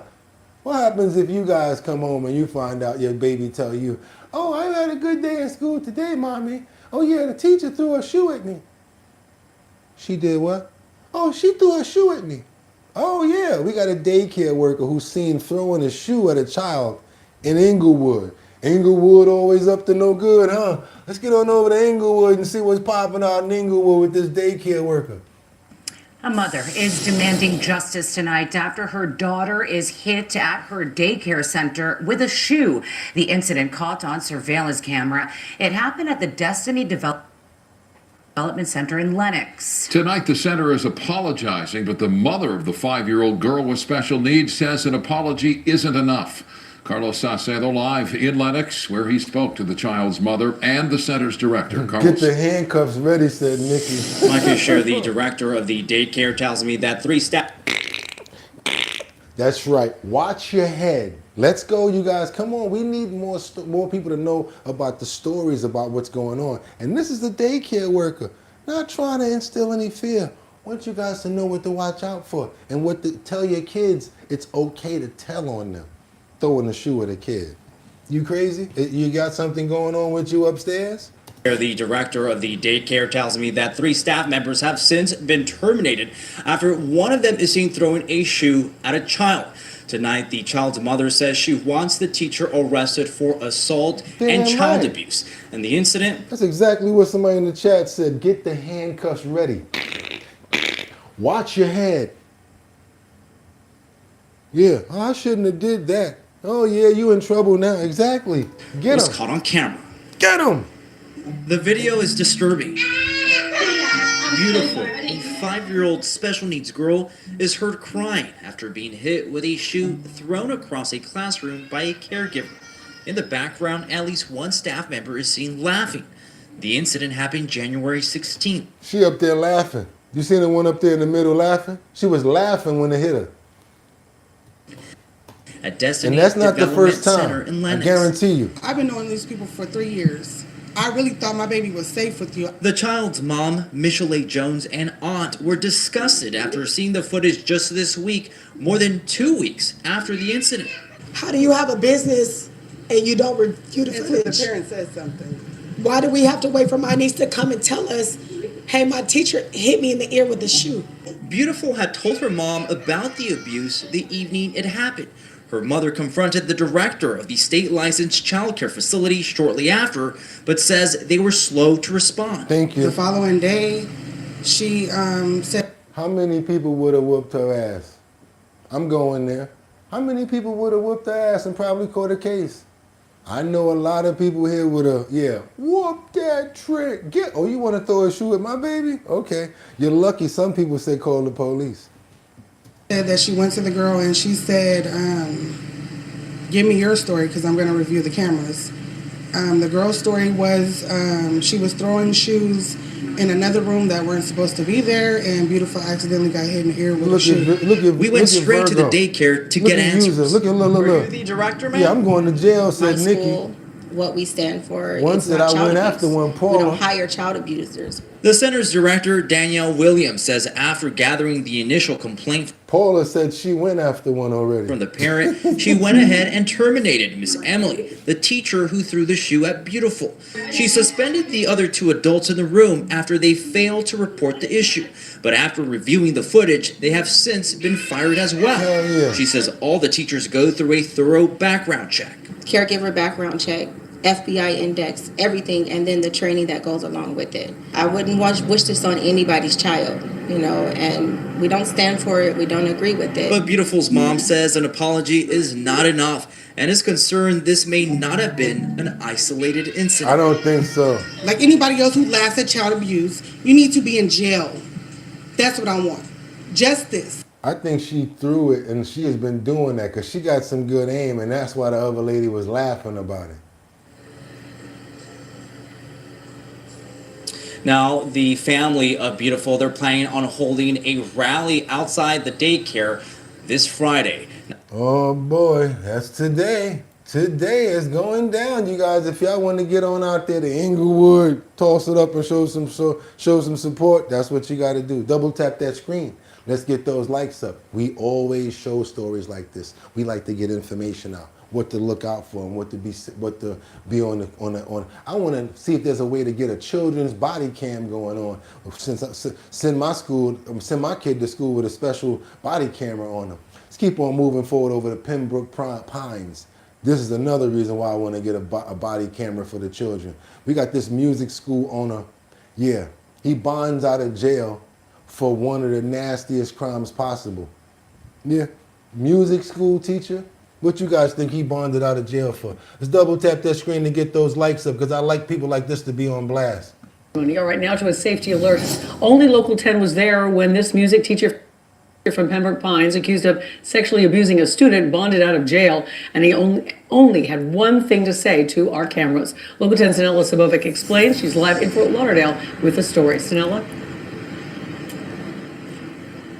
Christy, Rakesh Javeri was not too happy to see us when he bonded out of jail earlier this afternoon. He is facing some serious and disturbing charges. We asked him about those charges and if he had a message for the victim or the students that he taught. This is what he had to say. Mr. Rakesh, what do you have to say about... Again, when you hit the like button, it makes more people come over to be aware of our stories. And hopefully he ain't do this to nobody else. I like to get these stories out for those reasons as well. You know what I mean? Let's keep on going, y'all. Let's go. The charges that you're facing, some pretty serious charges. Do you have any response? What do you have to say to all the children that go to that music school and the victim? I've loved all my students. That's the only... Somebody said something that makes a lot of sense right here. How is sexual abuse of minors a misdemeanor and bondable? Good question. How is it? Because he walking out like it's nothing. Oh yeah, Scooby-Dooby-Doo. I love all my students. I bet you do. Thing 30-year-old music teacher Rakesh Javeri had to say to our camera as he walked out of jail for a second time. He's accused of having sex with one of his students at Music Legacies, a school that he owns along Southwest 196th Avenue in Pembroke Pines. He was arrested Tuesday at the Broward County Courthouse on additional charges. Palm Beach, right? 2 counts of possessing child pornography. Javeri was initially arrested last November on lewd or lascivious conduct, molestation, and battery charges. Pembroke Pines police say the sexual abuse began in 2023 when the victim was 13 and continued until she was 15. A police report reveals the victim's father found an explicit conversation between the defendant and his daughter on her laptop via Discord. It says the teen admitted most of their intercourse occurred at Music Legacies, where the defendant was allegedly teaching her music lessons. Want to talk to us, sir? About the charges? Police say when they confronted Javeri, he admitted to having sex with the teen between 5 and 10 times. The report also states the victim and Javeri are family friends and that Javeri met her when she was 8 years old. Oh, what about to the my victim? God. Apparently you've known her since she was a child. Oh my God. Is that accurate? Nothing further to say as we asked him for his side of the story. He simply just kept walking away from the jail. A Broward County judge ordered that he have no contact with the victim or any minors except for his own children. This is fucking crazy. Like, here. Okay, I'm going to follow up with this story to see where it leads. I still want to pray for the children that were affected by the situation and the family members as well. Amen. That's the type of legal, that the way that they feel like that's justification, giving him bail and he bonds right out. Don't even seem like it was a high bail either. And he knew her since he was 8 years. She was 8 years old. What else was he possibly doing? And possibly the other children. That needs to be thoroughly investigated much more. Let's get on over to Massachusetts, where we got these residents who's charged in stealing SNAP benefits, and they've been cloning people and making cloning people, creating fake names and fake accounts for them to get SNAP benefits, and then going to buy food with the restaurant, with the restaurant stuff on, with like the smocks on, and using EBT cards to buy this food. This is crazy. Massachusetts, you got a lot to talk, you got a lot to explain right here. What's going on here? Breaking right now, 4 Massachusetts residents are facing charges that they engaged in a scheme to steal more than $1 million in SNAP and unemployment benefits. Prosecutors say these photos show the suspects buying food using those stolen benefits. Thanks for joining us. I'm Chris Tanaka. The defendants allegedly used identities stolen from 115 people. WBZ's Louisa Moeller live in South Boston with further details. Louisa? Follow-up story. Chris, you described the allegations, but the U.S. attorney calls this the tip of the iceberg. And she says that the headline here is she believes this kind of public benefit fraud is rampant. And she and the president, she says, have vowed to root it out. Here is the scheme she alleged today. The U.S. attorney says a man named Raul Fernandez Vicioso was the ringleader in stealing the personal identification of over 100 people and using it to apply for SNAP benefits. Specifically, using that money to buy bulk amounts of food for his Leominster restaurant. That is what investigators allege was happening in the pictures posted inside the court documents. So your boy ain't paid for none of the food. All he was doing was making fake accounts for SNAP. When the money come through, he go buy it with food stamp with the SNAP cards for his business. They were found out, the U.S. attorney says, when Rhode Island figured out that there were 115 fake identities, stolen identities linked to just 4 apartments in Rhode Island. And how did they get away with this? The U.S. attorney says Fernandez exploited online applications for SNAP that were not being verified by Massachusetts, and she says this could be happening everywhere. It is no secret that there is rampant fraud across this nation. The charges announced today are just a snapshot of the bigger picture. So what is happening now? U.S. Attorney Foley says she now has a fraud coordinator for her office, and President Trump has named a fraud czar. Fernandez is expected to plead guilty here in federal court. Oh, he got a Fed case. It's probably going to be a smack on the wrist. $1 million. What, you think he's going to get about 5 to 8 years? Probably 10? Probably something like that. Let's keep on moving forward, you guys, because guess what? It didn't pay. Guess what? It did not pay. $1 million for 10 years, then you come home with a bad reputation and a stained record? Not worth it. Let's keep on moving forward. You guys double tap that screen to get those likes up. It's not over. It ain't over. Be careful when you're sending your rent out, especially if you're still using money orders. People are starving out here, and people that are not starving, they're just greedy. Even people that work for the United States government, I gotta be honest with you, because this is a real story right here. United States Postal Service employee who's been busted for allegedly stealing checks and cashing them, putting his name on them, and just putting them right into his own account. And these has been rent checks for an entire building. Check this out. Double tap that screen to get those likes up. You guys, y'all not gonna believe this one. Check this out. Crime alert out of South Miami where mailboxes were South raided at an Miami. apartment complex. South Miami, y'all. The thief stealing rent money orders, and police say that suspect was Stolen rent money. a postal worker himself. Local 10's Roy Ramos is live with what one of those victims is now saying about this unexpected culprit. Now, Christine Louis, that resident I spoke with, said she knew something was wrong when her rent hadn't been paid, but it was only after she requested a receipt of the money order that she sent in the mail. She quickly realized the person who cashed it wrote their name right on it. Stupid. They called me, you know what, we didn't receive the check from the rent. Thank you, Gary. Your rent. And I say, what? Residents of the Villa Fontana apartments in South Miami concerned when they said the rent they'd been paying to their landlord hadn't been received. Multiple money orders ranging from $300 to $1,000 left in a drop box, gone. 1,850, yeah. It was really, really bad, and I have to ask for a loan to pay my rent again. Beatrice Velez tells me she had two money orders taken, one for $1,000 and another for $850. She, along with several other tenants who live in this building and other apartments along Southwest 59th Court, out the money they said they set aside for their rent. So there was a total of 4 victims that I know of. South Miami police said this is the man to blame. 31-year-old mail carrier Javen Jolly. Remember his name, Jalen Jolly. You see his face right there, right? Guess where he's at? He's at the ATM at his bank, depositing those checks that he added his name to. Surveillance video, he's seen depositing multiple money with the post office pants on, the shorts. Yeah, that's him. Orders into his account at the Navy Federal Credit Union in North Miami Beach after forging the documents with his own name.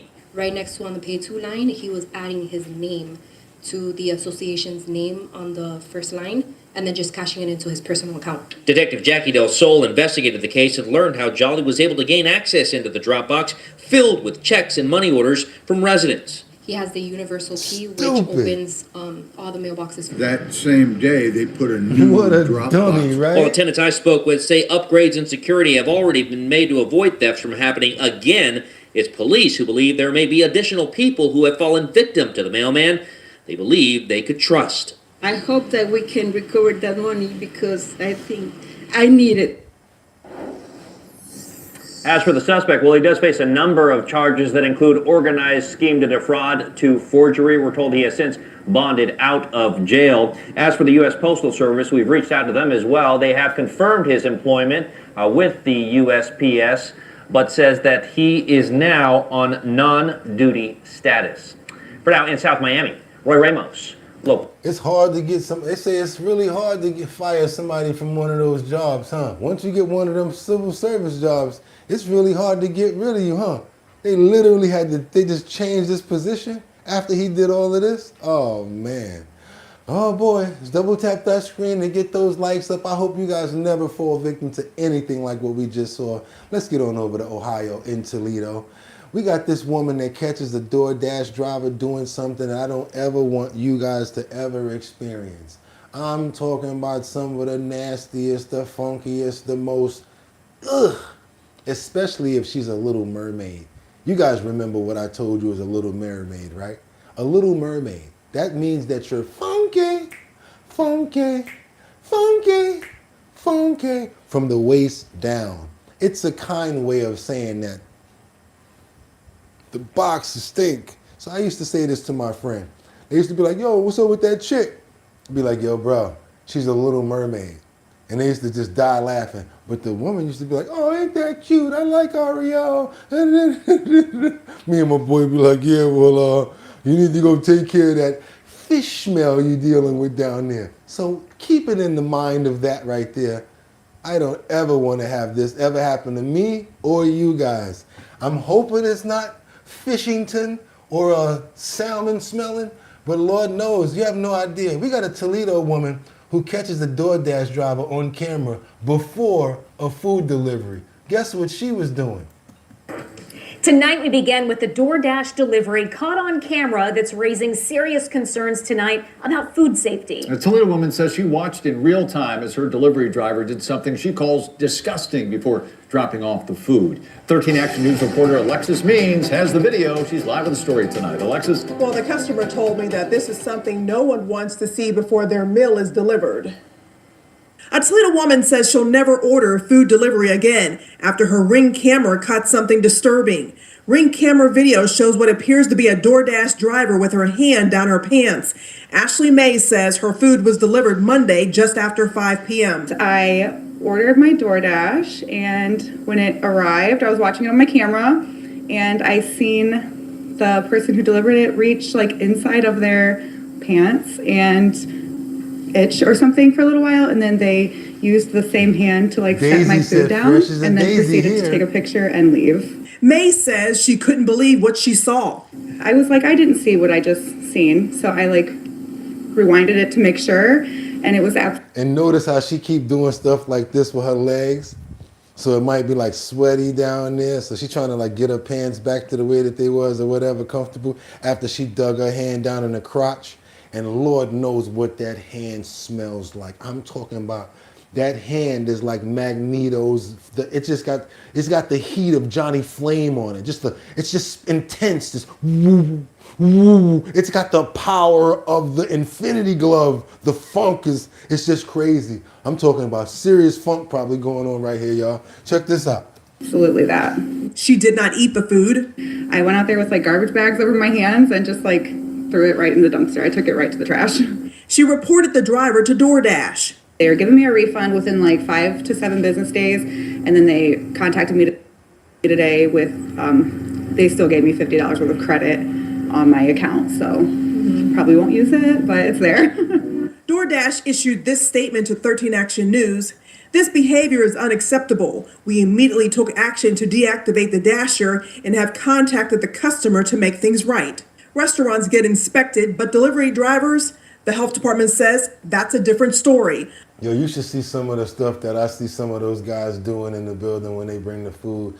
They'll drop it on the floor. They drop it at your door, take a picture and walk away. And they do it in the projects where it'd be like a little pissy, you know what I'm saying? Like that. This one guy got peed off one day and he ordered food from DoorDash. The DoorDasher came and it was just like one tray of Chinese food.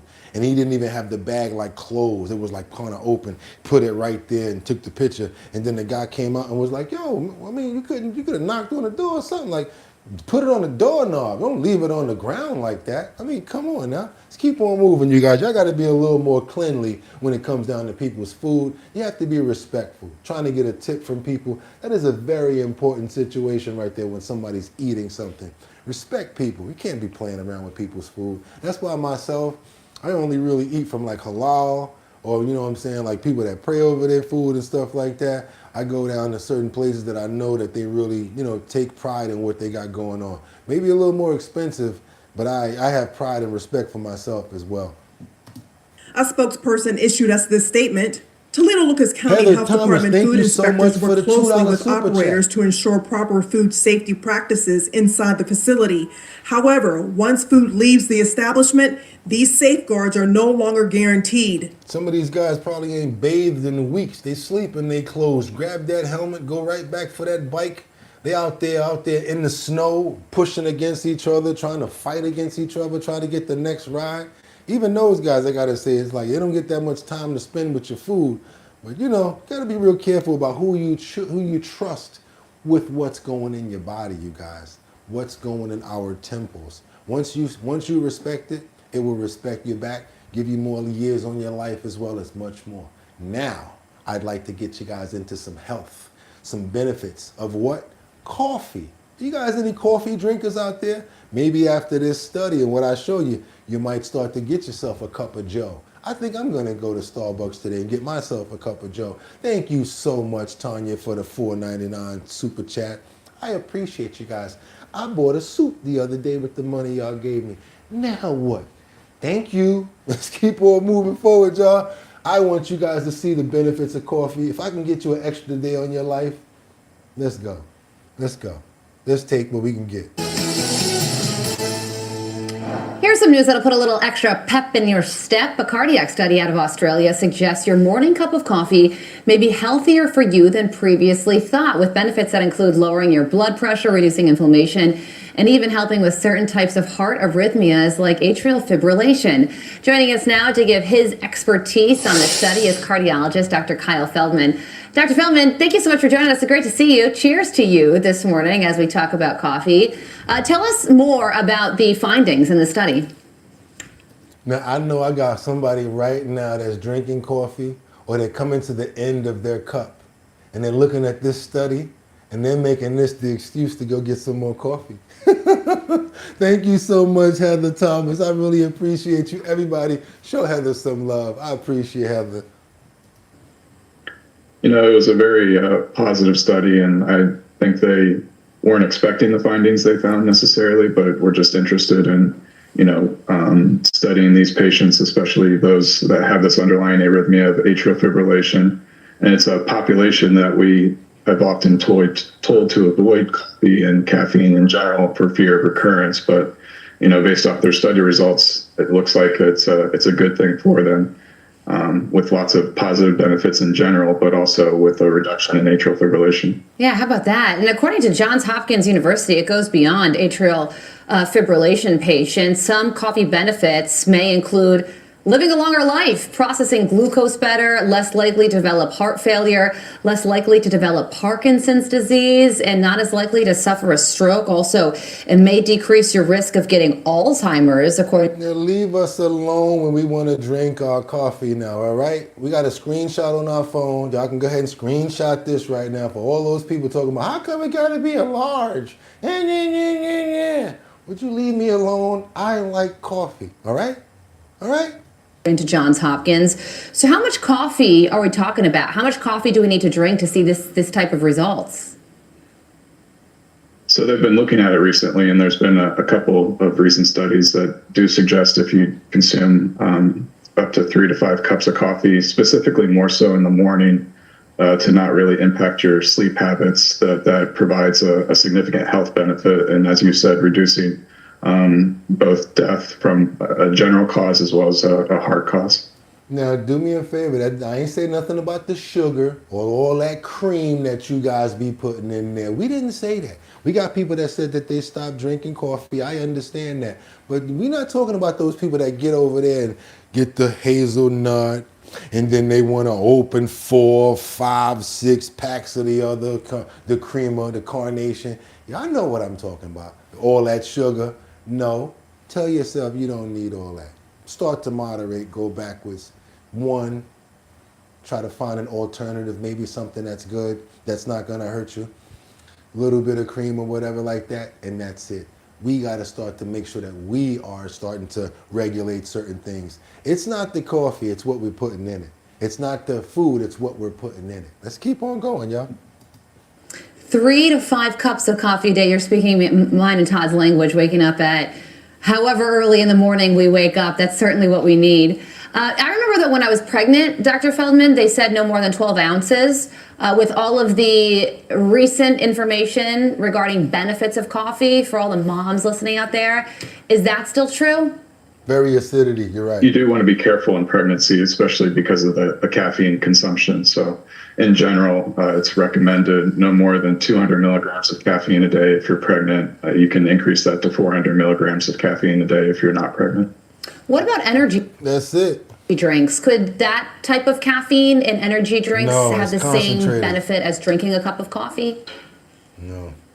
It doesn't look like it. It's not an area that's really been studied, but it's actually concentrated. I already happen to know that. It's a concentrated form of caffeine just to get you that real bang, and there's a whole bunch of other things that's already associated with it. And then when you say energy drink, you have to ask you which one, because there's so many, and which recipe are we talking about. Let's double tap that screen to get those likes up. We got so much more to get into, because guess what? It ain't over. Thought you ain't like the beat. Groove me. Ow.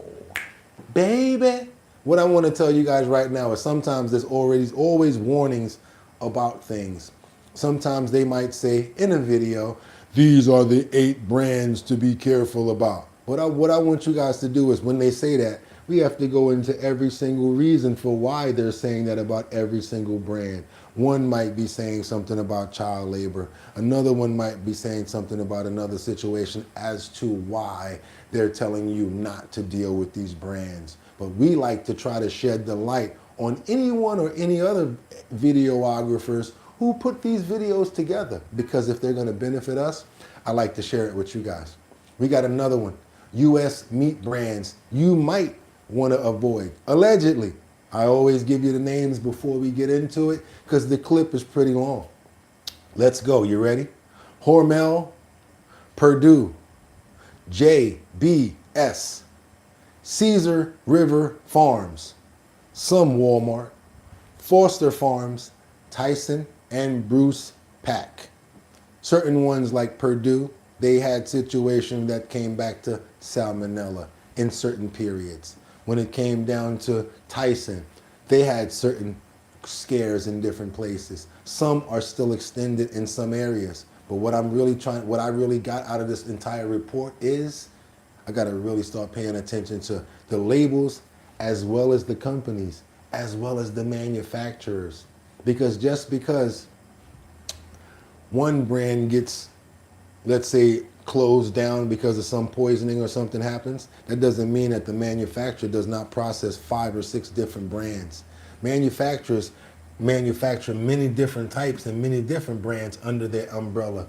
They just repackage it and call it something different. So they might be making 5 products for 5 products out of one manufacturer. Let's get into it, you guys, real quick. These are the 8 meat companies that you want to just pay attention to moving forward. They're going to say stop using, I'll say pay attention to. Think about the meat sitting in your refrigerator right now. You probably assume it's safe. After all, it came from a major brand. It was inspected by the government. It has that USDA stamp right on the package. But what if I told you that some of America's biggest meat companies have been linked to deadly outbreaks, massive recalls, and facilities so contaminated that inspectors found insects in pickle vats and blood pooling on the floor? The numbers are shocking. In 2024 alone, contaminated food sickened nearly 1,400 Americans.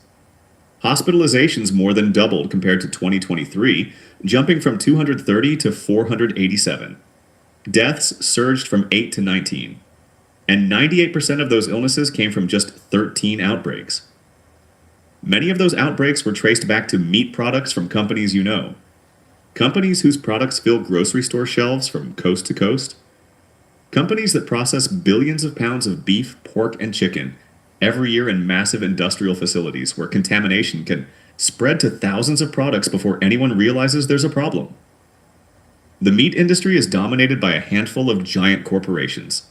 Just 4 companies control over 80% of the beef market in the United States. When one of these companies has a contamination problem, it doesn't affect a few hundred packages. It affects millions of pounds of meat distributed to thousands of stores across dozens of states. Today, we're counting down the 8 meat brands with the most disturbing food safety records in America. These are the brands you need to think twice about before putting in your cart. Let's start the countdown. Number 8. Hormel. Hormel is one of the most recognizable names in American meat. They make everything from Spam to Dinty Moore beef stew to deli meat sold in grocery stores nationwide.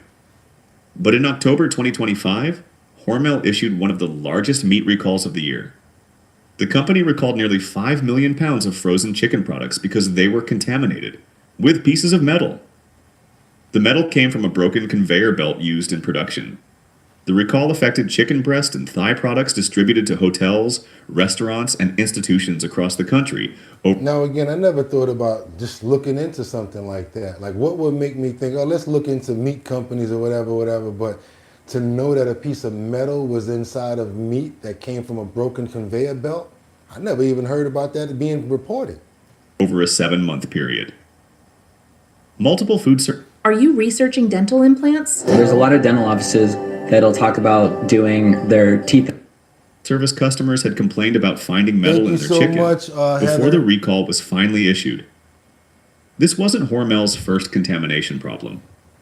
In May 2025, the company recalled over 256,000 pounds of Dinty Moore beef stew because the product contained wood fragments, Okay, so now the reason again I'm doing this is because it was 2025, it's Hormel, and it's recent. Okay, this is another thing I'm gonna do right here. 8 U.S. meat brands you must avoid. That's their heading. 8 U.S. meat brands you must avoid, and it's on the hidden menu.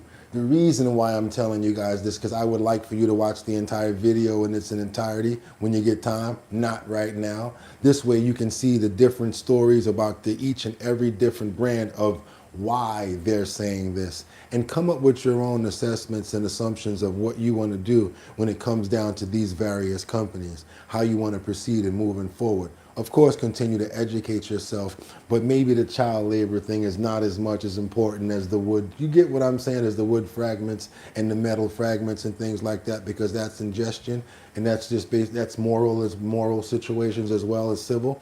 But that's what I'm trying to say. You can differentiate for yourselves if you get a chance to go check out the 8 U.S. meat brands that the U.S. they're saying that you must avoid.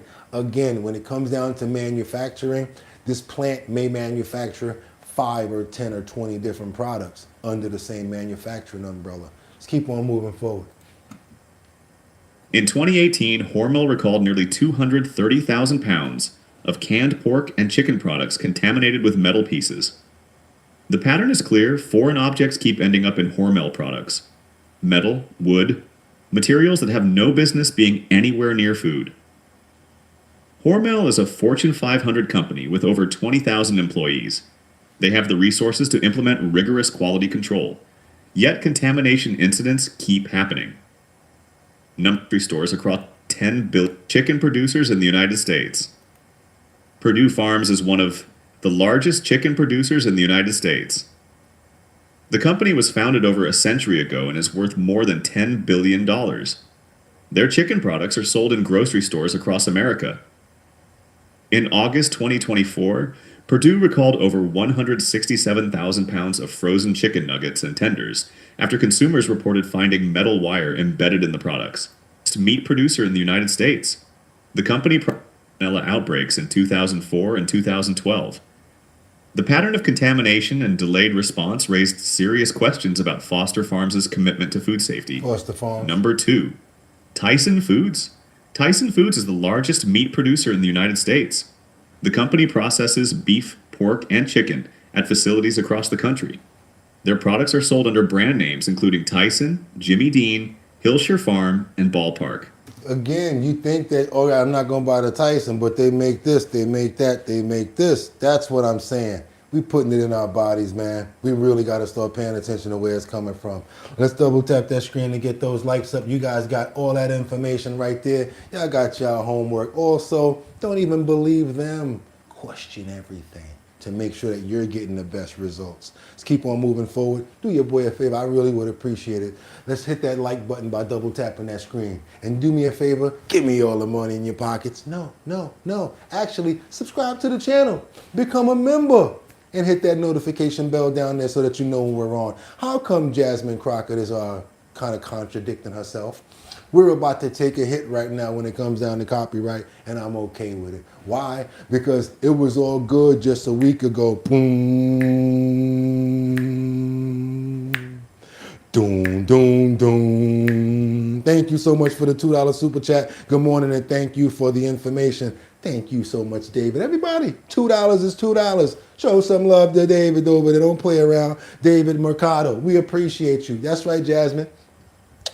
She's angry with Nicki Minaj for being a part of the Trump Association. I want to know what she has to say about it. Let's get into Jasmine real quick, see what she's talking about, guys. Hey, I wanted to ask about Nicki Minaj, because she's like, very in the news these days, has like, you're doing a face right now. We don't mess with Nicki. You don't mess with Nicki? No, we don't mess with Nicki. Did you used to mess with her? Oh, of course. I mean, you had to, but I will be clear, I've always loved Cardi more. Okay. And clearly my instincts were right to love on Cardi more than Nicki. Totally. So you kind of flipped on. And I know you guys love Jasmine, so I know I had to give you guys your daily dose. Thank you so much, Jamie, yes, 2812 for the $10 super chat. Everybody, Jamie, Thank you so much. Appreciate you. Guess what? You sent that $10. If you want a keychain, all you got to do is send your address to the email address, and I'll send you a keychain. You over tipped right there. We appreciate the tip. So that means that you can get a keychain. That's right, Just Jamie. Send me your mailing address, and I'll send you an Our Bottom Line keychain and the decal. One or the other. Let me know. You guys can actually go to the website. These are pretty cheap. $3.99 to be a part of the fam for the keychain, and it's about, I think, $1 or $2.99 for the decal. But yes, when you tip like that, I appreciate it. Have no problem putting one in the mail for you and sending it out. Everybody who already requested it, you've already received yours, or it's in the mail. Let's keep on moving forward. Double tap that screen to get those likes up. On her, what was the moment you decided that I just can't anymore? I just don't do sellouts, especially in this moment, right? Like, things are too serious. There are too many people that are being harmed, and especially with her being an immigrant, then deciding to go and cozy up to this administration that is specifically putting targets on the backs of immigrants and anyone who stands with them. See, I'm letting her get her voice out, but I need you guys to double tap that screen to get those likes up to get more people over here. Double tap, come on, I appreciate it. Even if they're U.S. citizens, they can catch a bullet. That is wrong, and I don't even understand how you can play with it and pretend like it's anything but wrong. Why? Okay, we're gonna keep on moving forward, because before was wake up in the morning and I come outside.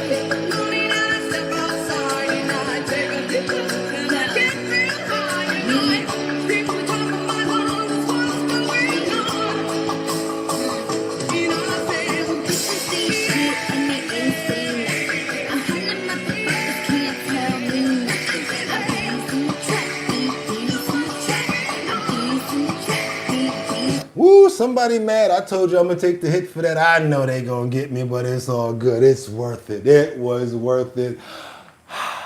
Woosah. It was worth it. Let's keep on moving forward, you guys. Now she's mad. Allegedly. We got a burglar who returned to the scene of the crime because he lost his shoes. You guys, you got my shoe in there? Aye, why I order? How dare you come back to somebody's house talking about a damn shoe? Let's keep on moving. And yeah, he was walking up the block with 2 plastic bags on his feet. That's right. It's not a game, you guys. Stupidity. Sometimes you just can't make this up. I mean it. Out of that bold break-in in Dearborn, the suspect returning to the scene of the crime for his shoes. What happened next may surprise you. 7 News Detroit obtained body cam video of the suspect's arrest. Police say the man had plastic bags on his feet, along with credit cards that weren't his. 7 News Detroit reporter Faraz Javed closely follows Dearborn, and tonight he's listening to neighbors and the city's top cop about how the strange break-in became an unforgettable case. He said, well, those aren't my shoes. She says, those are your shoes. And I says, no. So, then we decide, wow, there's somebody here. It's a case that Dearborn police are calling both bizarre and brazen. Yeah. It is very rare for us for someone to break into a home in our city and then do it during the daytime. Dearborn Police Chief Issa Shaheen says on January 21st around noon, a 26-year-old man allegedly returning to the scene of a home invasion, not to commit another crime, but to pick up his shoes. I mean, he at least was courteous enough to take his shoes off, but unfortunately he rifled through the house and stole items from it. Police say the suspect slipped in through an unsecured back door. When the homeowners returned, he ran. But somebody said not the Cinderella burglar. After leaving the house, he was polite enough to come back to the house, knock on the door, and politely ask for his shoes back. He was at the back door. He wanted his shoes back. That's the voice of one of the homeowners captured on an officer's body cam. Which shoes are his? These. Those shoes, police say, belong to Tyree Marquise Williams. To you, which part is really strange?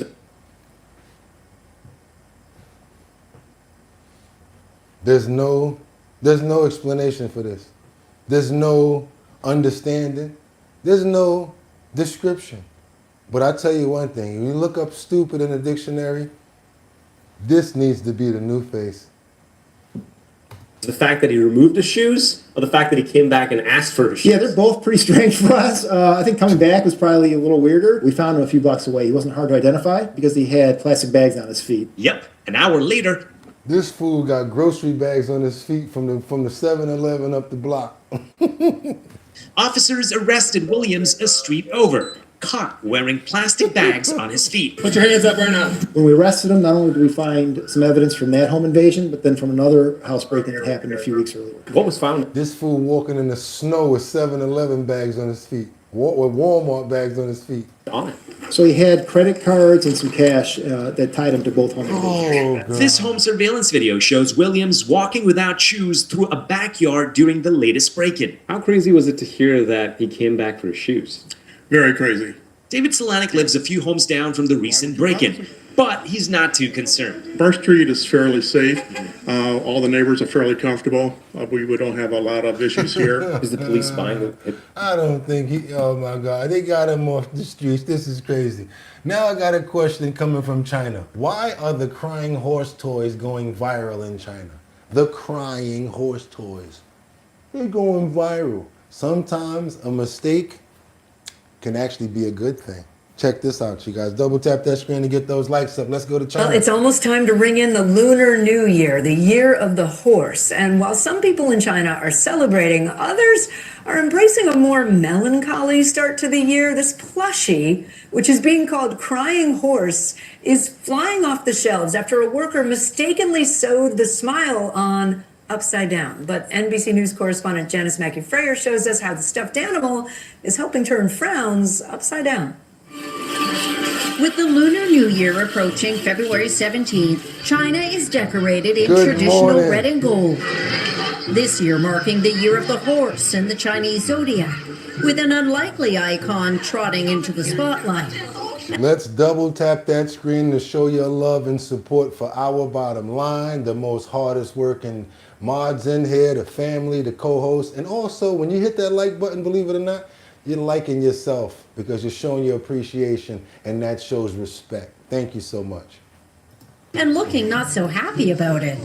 That's because this horse plushie was designed to be sporting a cheerful smile, to be a mascot for good fortune. Except a factory worker made a mistake, sewing the faces of the soft toys upside down, accidentally mass-producing holiday horses with a distinct frown. The store owner who ordered up the toys says photos of the flawed, frowny faces with their wide eyes were posted to social media. And soon enough, China's internet was in love with Cuckoo Ma, or Cry Horse. I want one. Can anybody get me a Cuckoo Ma? I really do want one, a Cuckoo Ma. I'm not lying, y'all. If y'all can find me one, I want one. The store overwhelmed with orders, selling 15,000 a day. Cute, pouty, and viral, Cry Horse has struck a chord here. By summing up in a single stitching mistake, the vibe of a world turned upside down. And lots of people are saying, I feel the same way as the horse. Yeah. Definitely. Everyone likes him because he's really cute, she says. On social media platforms, the crying horse has been adopted by a generation of stressed out office workers, exhausted by long hours and stagnant pay. One user said, "This little horse looks so sad and pitiful, just like the way I feel at work." The Cry Horse hashtag has been viewed on Douyin, China's version of TikTok, at least 200 million times. Somebody said this is going to do Cabbage Patch numbers, and you're right. Demand for what was dubbed the accidental edition surging. There are even knockoffs of Cry being sold online. As for the worker who made the mistake, he was rewarded with a big cash bonus for the stitch in time that's given even China's saddest horse something to smile about. Janice Mackey-Freyer, NBC News, Beijing. Now, we thank you. Now, if you guys get a Cry horse, you heard already, and you know that there's a lot of knockoffs out there. China's known for it, so don't let them get you guys. Don't let them get you. We got to keep on moving forward, you guys, because you know what we got to get into right now. We show our love. That's right. There's nothing greater than adoption, and there's nothing greater than adoption and someone or something showing their appreciation for you adopting them. You guys may know it, but a dog that you rescue from a rescue is gonna love you forever and like no other animal. If you ever have a chance to rescue a dog, I think that you should do it, because you never know. That same dog might save your life. Check this out. family adopted a dog that had been waiting 2 years for a home. And in just 48 hours, she saved their lives. Brittany Harry has the remarkable story. Only a couple of days after being adopted, Layla Lou saved her family from what could have been a very tragic situation. Her family says they are so happy to have her home and are grateful for what she did. On January 28th, Deborah Watkins and her grandson Logan came to Paws of Dearborn County wanting to adopt an American Staffordshire Terrier. Don't judge a dog by the breed so quickly. They're all individuals like we are all individuals. You can't cast a broad blanket on these dogs and think it's correct. Layla Lou was Cindy Lou at the time. The Watkins say she stood out because of her personality. Layla had been at the shelter for 2 years. She not only saved our home, but she saved our home from boredom. She is always doing something funny. She loves laying on people, licking, kissing. She's just really, really happy we took her home. She has just been a joy and a wonderful dog. Wait up. Good girl. On Layla's second night in her new home, Deborah says she woke up to Layla trying to get her attention. Layla came in my room and was very aggressively trying to wake me up. When I got up, I discovered that the house was filling up with smoke. Deborah says the smoke was because of this log that was placed in the family's wood-burning fireplace. It didn't quite fit, Deborah says, what was taken out and left on a pile of logs. So instead of them trying to make sure that it wasn't lit, they thought that the log was not on fire. It was still smoldering. It still had flame on it. They just put it with the stack again, and it started flaming again with the other wood. And the dog saw it and woke them up. She prevented definitely what could have been a fire where we would have needed fire department response and probably smoke inhalation. The smoke was pretty thick upstairs in the house as smoke rises. Deborah says she's unsure what would have happened that night if Layla hadn't woken her up. What she does know is that Layla has certainly found her forever home. She said Chester makes her laugh. Ain't that cute? Somebody adopted Chester last year and it makes her laugh. And then somebody else got a Staffordshire that they adopted. Love you guys for that. I knew you was in the right place. But there are plenty of animals here at Paws of Dearborn County that need a loving forever home like Layla now has. So her family and shelter staff are hoping that you will consider adoption. Reporting in Dearborn County, Brittany Harry, Fox 19 Now. And you know how we are over here. If we're going to talk about somebody else's kids, we got to talk about ours too. We got to talk about our own kids. That's right. We got to show some love to who? It's Friday, y'all. Y'all know we got to give you guys an end of the week report on who? Nova and Lynn. What's Nova been up to? Let Lynn tell us right now, you guys. Let's go. That's right. You guys know Nova. He's coming through this and he's a real hard fighter and he's not giving up.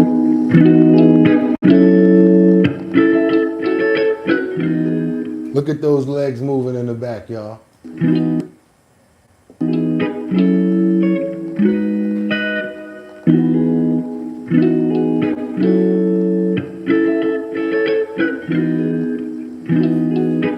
Full control of the tail.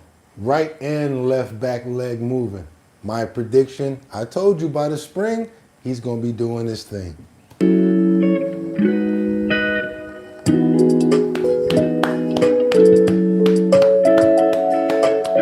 That's my boy. Go, Lynn. God bless you, girl. Do your thing. Because if it wasn't for her. Now, that's what we call progress over there. What she said last week, she said take it step by step. The little things. Appreciate the little and the small goals, you guys. Take them one day at a time. Knock it out. Keep chipping away at it, and you're going to get over it. Especially if you have a problem. Don't give up.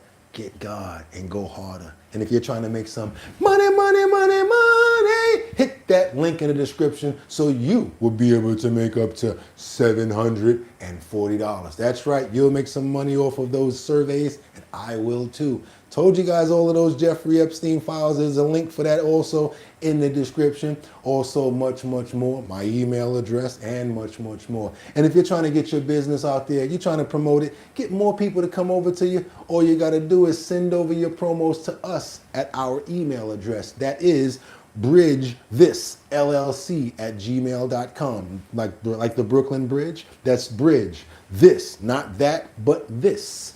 llc@gmail.com. Send over your promos to us. We'll put them over in the post notification area. The only thing about that is they have to be in a 1080 by 1080 size frame in order to fit. Not me, that's what YouTube requires. And since you're already subscribed or already a member of the family, we go ahead and we put those promos up for you just for that. No charge or nothing, because you guys have been down with us, and that's what we do for our family members over here. Also, guess what we got going on, you guys? You know where I'm about to go with this. We got that Show Your Talent search. That's right, that's the talent search from Manhattan, Bronx, Brooklyn, Queens, and Staten Island. And it's hosted by who? That's me right there, your boy BOOGOTTINYC. And what are we doing?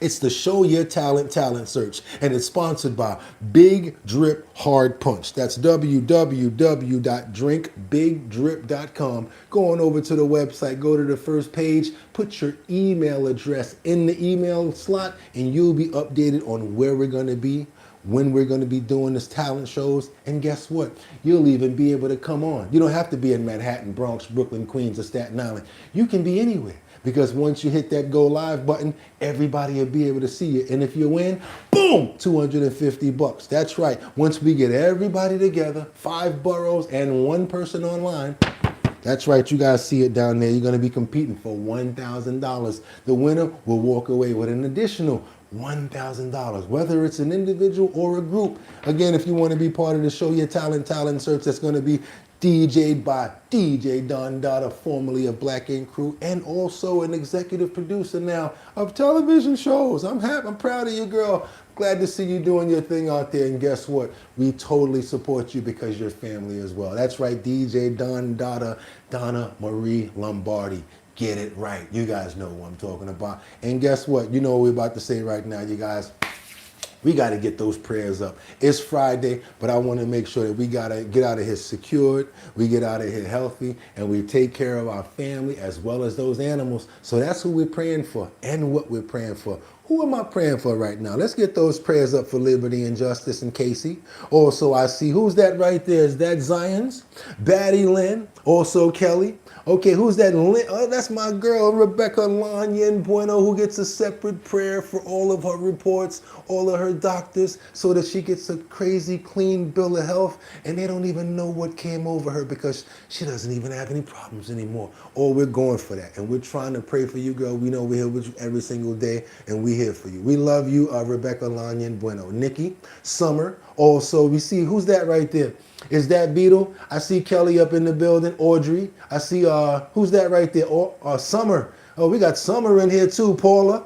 Zion, I already saw you, but you still get a prayer. I see Lee, Rebecca Lanyan Bueno, J 1989 TX, Audrey, Marion, Kimberly, David, Tanya, Zimmer, thank you so much for your love with the glove. Tyler, Audrey, Bronco, who else we got? Jamal Crutcher, that's right, we're going to keep on going. That's right, Casey, you know I got to show you love, bro. Got to make sure that we protect it out here. And I got to just say one last person, who's that? We got Metaphorest, we got Zion, and we got the last person right there who we're going to give it to is Jariah. Thank you so much, you guys. I hope you have a fantastic day. Amen. And with that being said, it ain't over.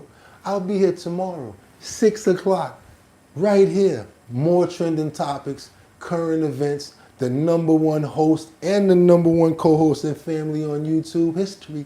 You guys, can't do it without you, and I appreciate you. So, you guys already know what I'm about to say. You could have went anywhere, but the fact of the matter that you came here to chill with me on Friday, I appreciate you. So until tomorrow, get 'em! Peace.